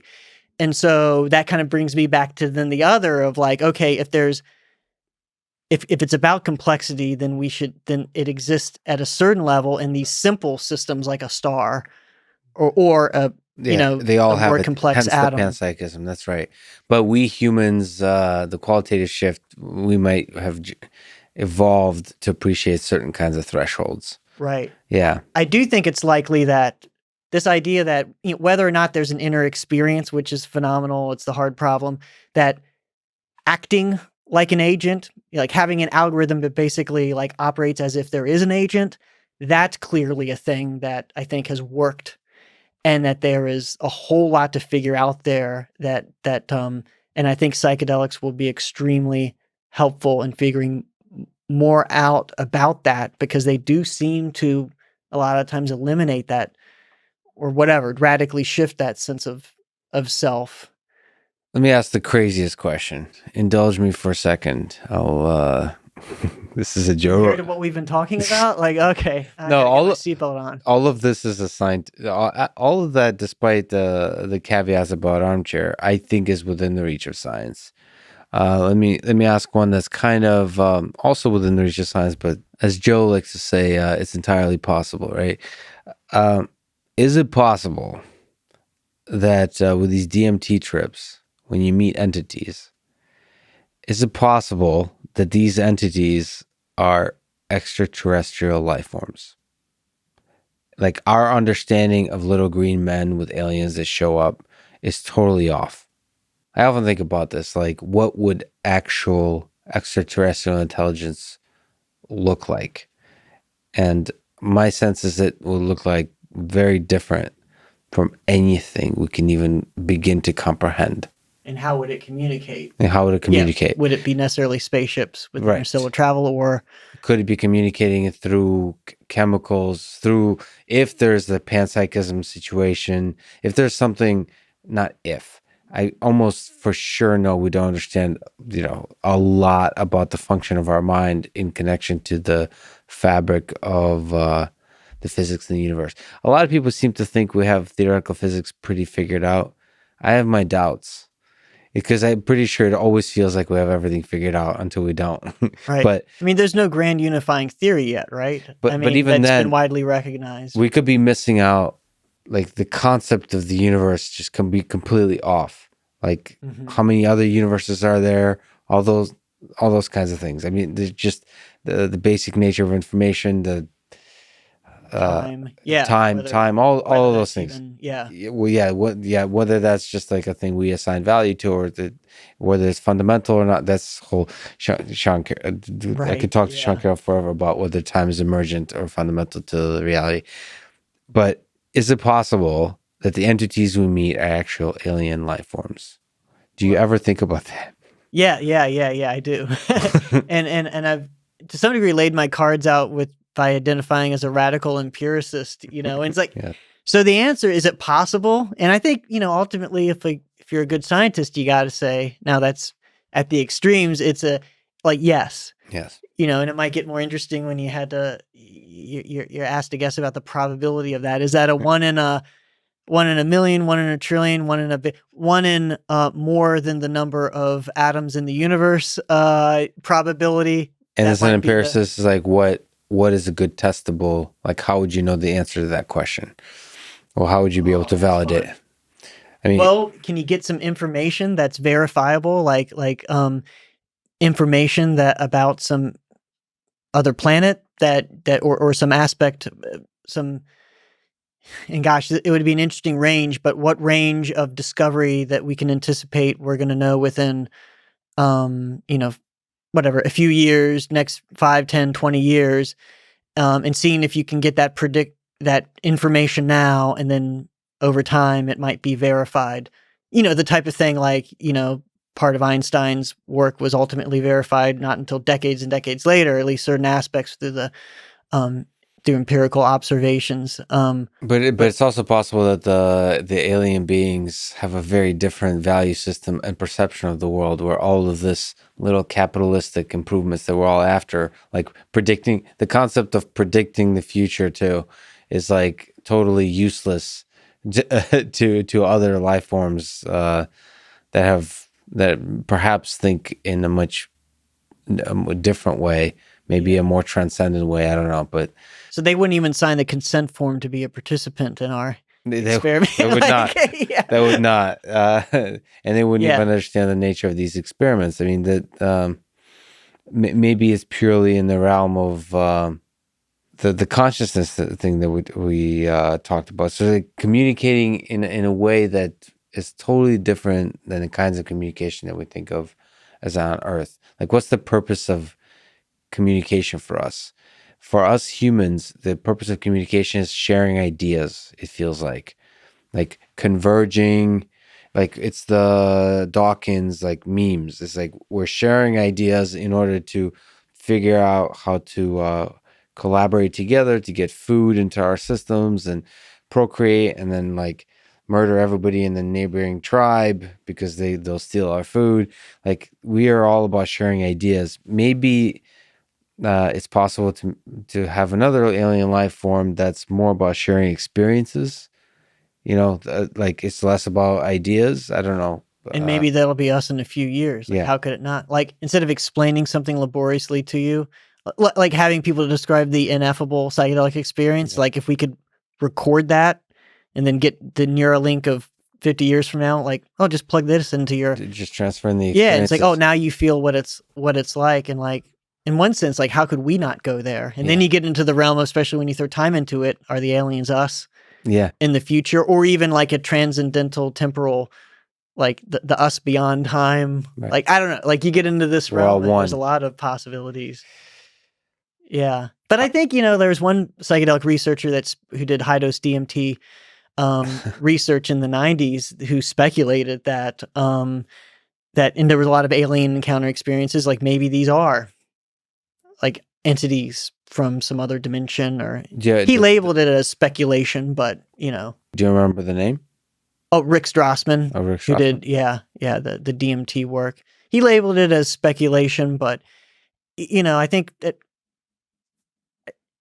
I think we'd be wise to kind of, it's always that balance between being empirically grounded and skeptical, but also not being, and I think in science, often we are too closed. Yeah. Which relates to, like, you're talking about Elon, like, in academia, it's like often, like, I think you're punished for thinking or even talking about 20 years from now because it's just so far removed from your next grant or for your next paper that it's easy pickings. Yeah. And, that you're not allowed to speculate. So I think I'm a huge fan of, I think the best way, to me at least, to practice like science or to practice good engineering is to like do two things and just bounce off, like spend most of the time doing the rigor of the day-to-day of what can be accomplished now in the engineering space or in the science, like what can you construct an experiment around, do like that, the usual rigor of the scientific process.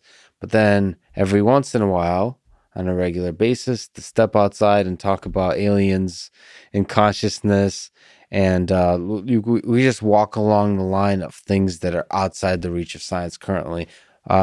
Free will, the illusion or the perception or the experience of free will, of anything, just the entirety of it, being able to travel in time through wormholes.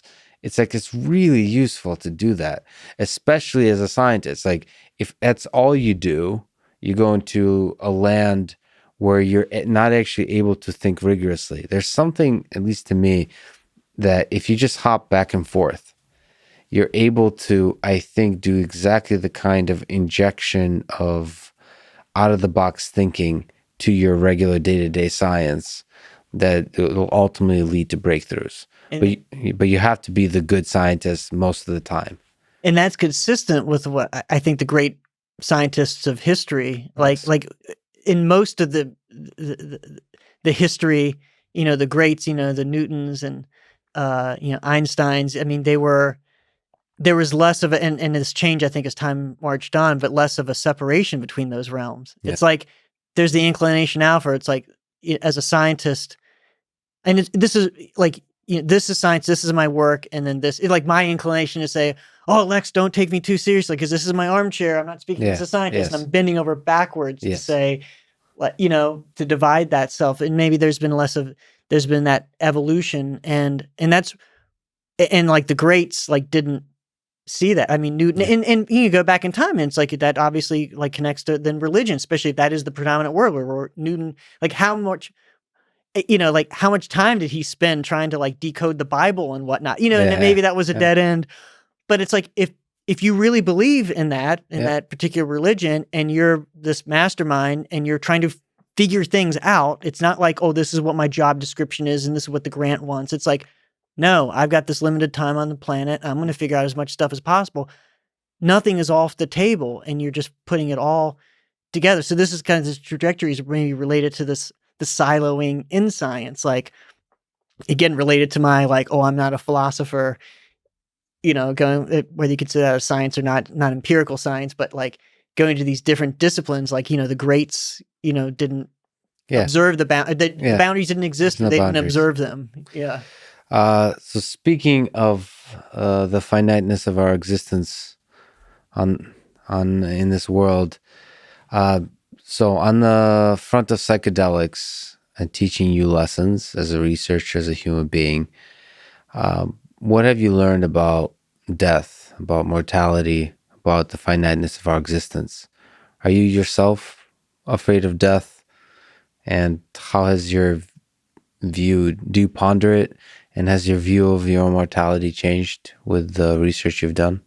Yeah.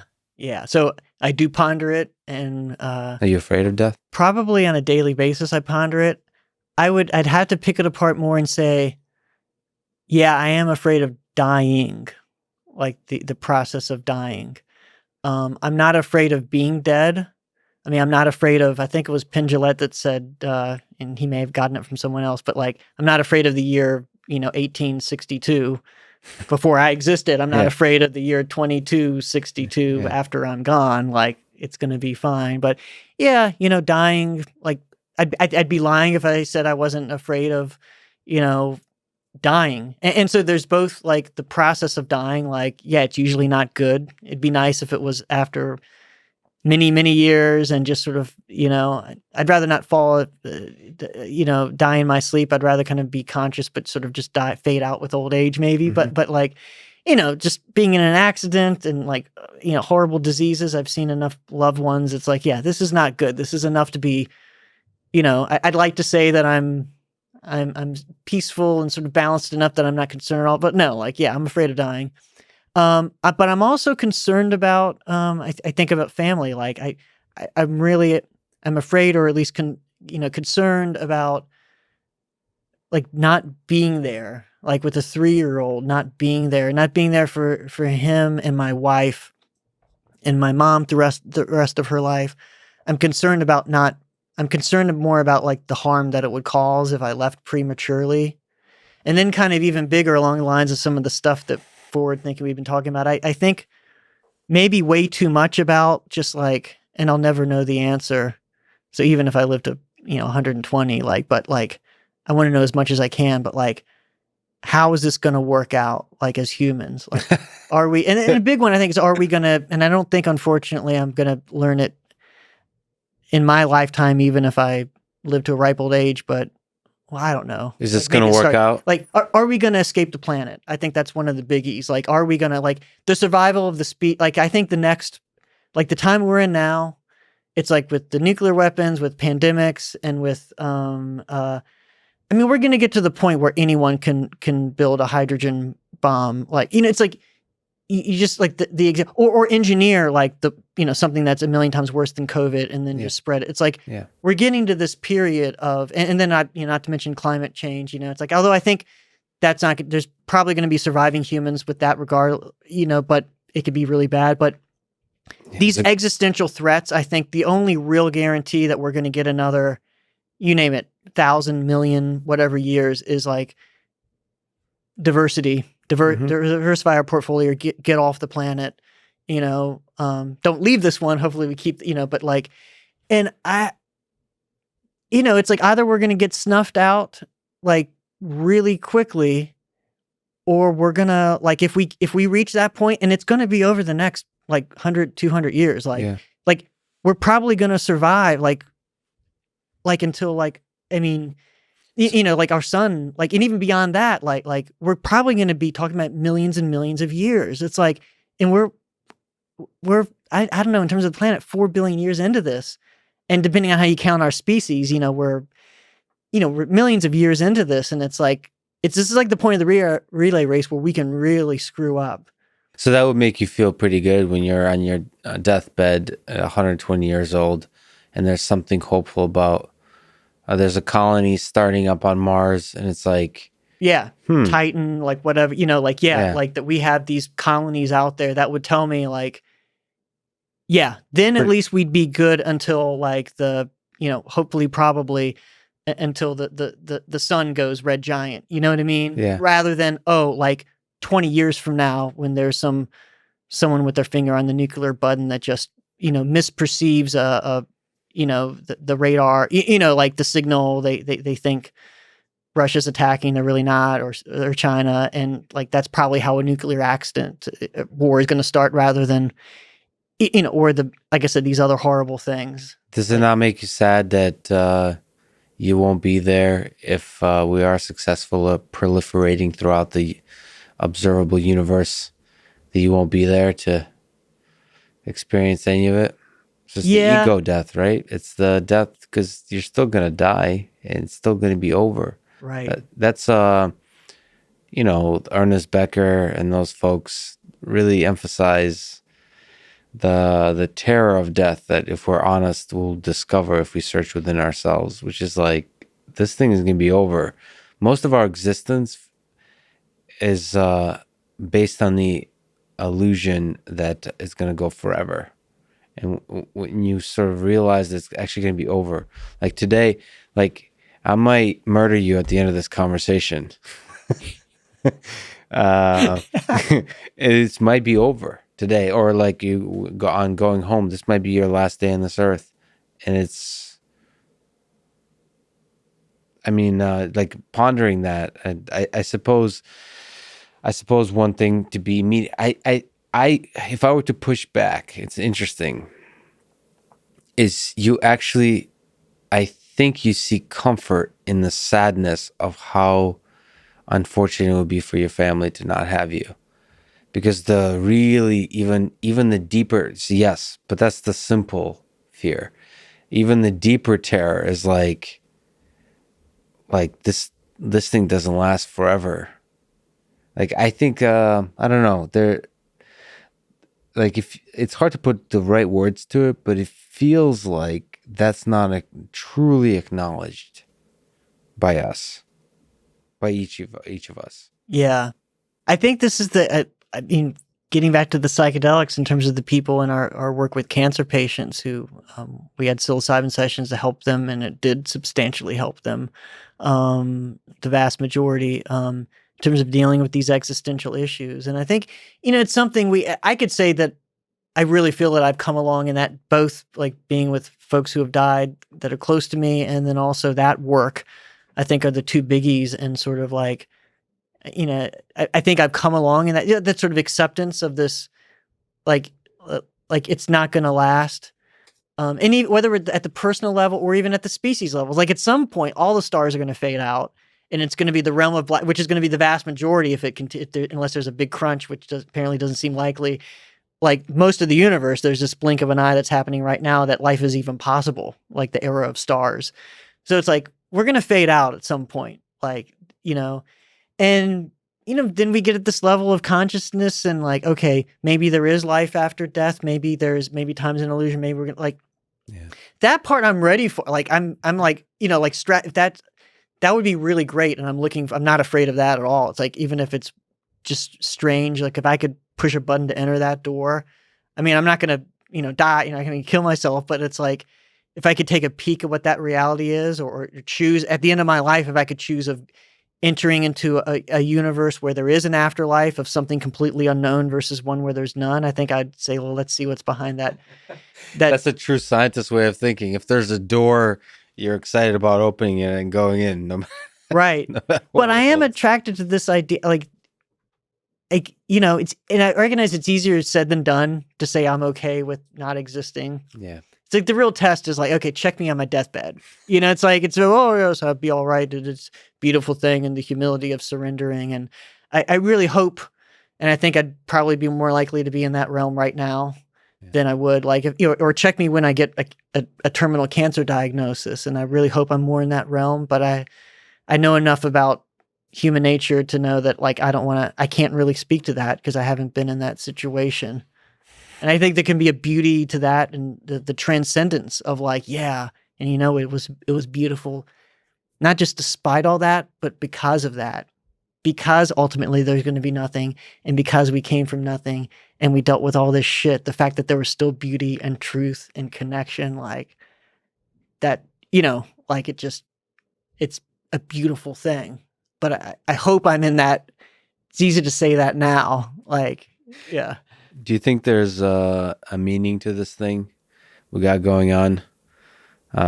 Life, existence on Earth to us individuals, from a psychedelics researcher perspective or from just a human perspective?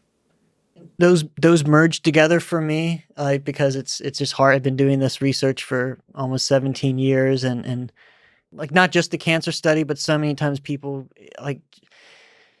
I remember a session in one of our studies, someone who wasn't getting any treatment for anything, but one of our healthy normal studies, where he was contemplating the suicide of his son, and just these, I mean, just like the most intense human experiences that you can have in the most vulnerable situations. Sometimes, like, people, like, and it's just like you have to have and you just feel lucky to be part of that process, that people trust you to let their guards down like that. Like, I don't know, the meaning, I think the meaning of life is to find meaning.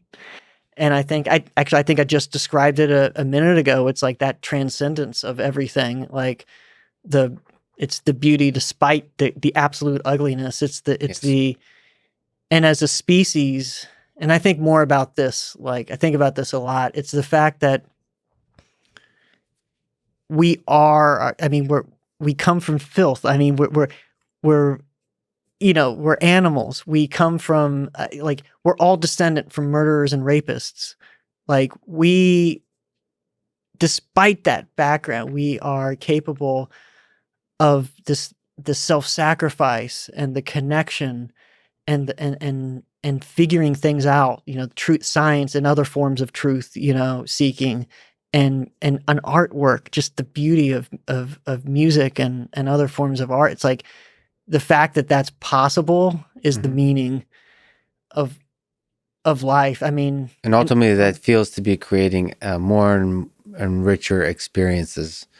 From a Russian perspective, both you mentioned the cancer diagnosis, or losing a child to suicide, or all those dark things is still rich experiences.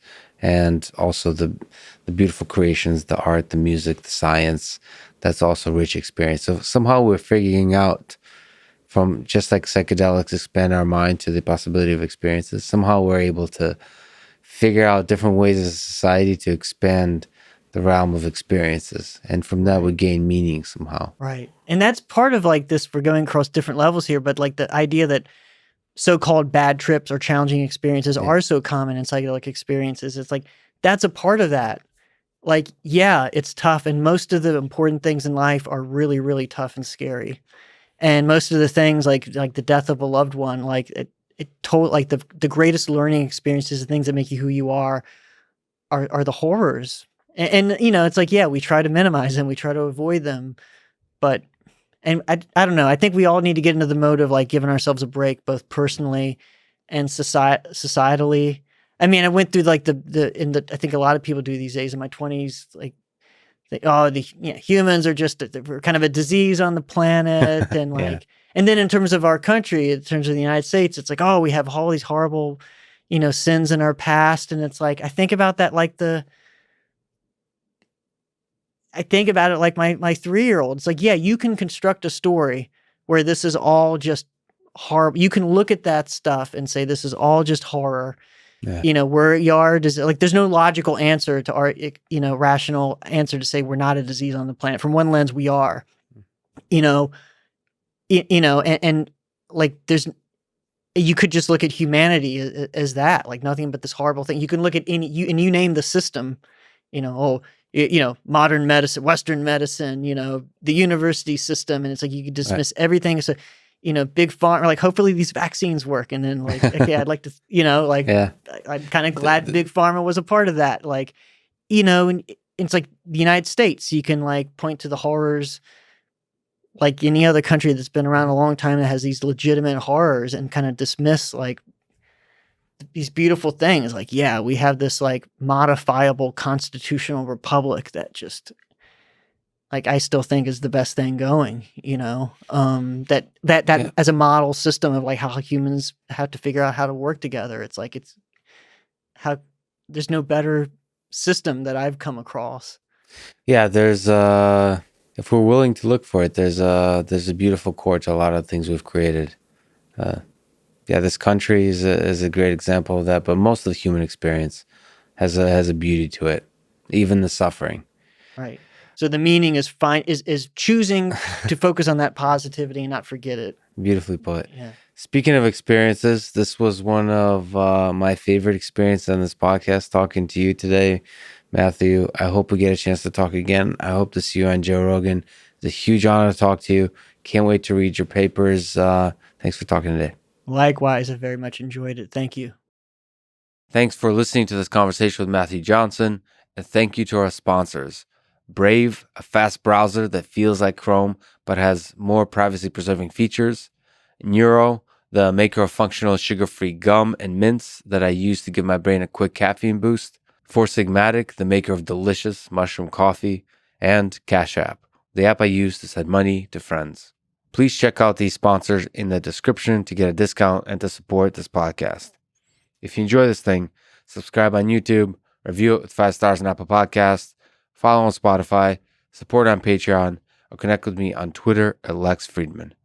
And now, let me leave you with some words from Terence McKenna. Nature loves courage. You make the commitment, and nature will respond to that commitment by removing impossible obstacles. Dream the impossible dream, and the world will not grind you under. It will lift you up. This is the trick. This is what all these teachers and philosophers who really counted, who really touched the alchemical gold, this is what they understood. This is the shamanic dance in the waterfall. This is how magic is done, by hurling yourself into the abyss and discovering it's a feather bed. Thank you for listening, and hope to see you next time.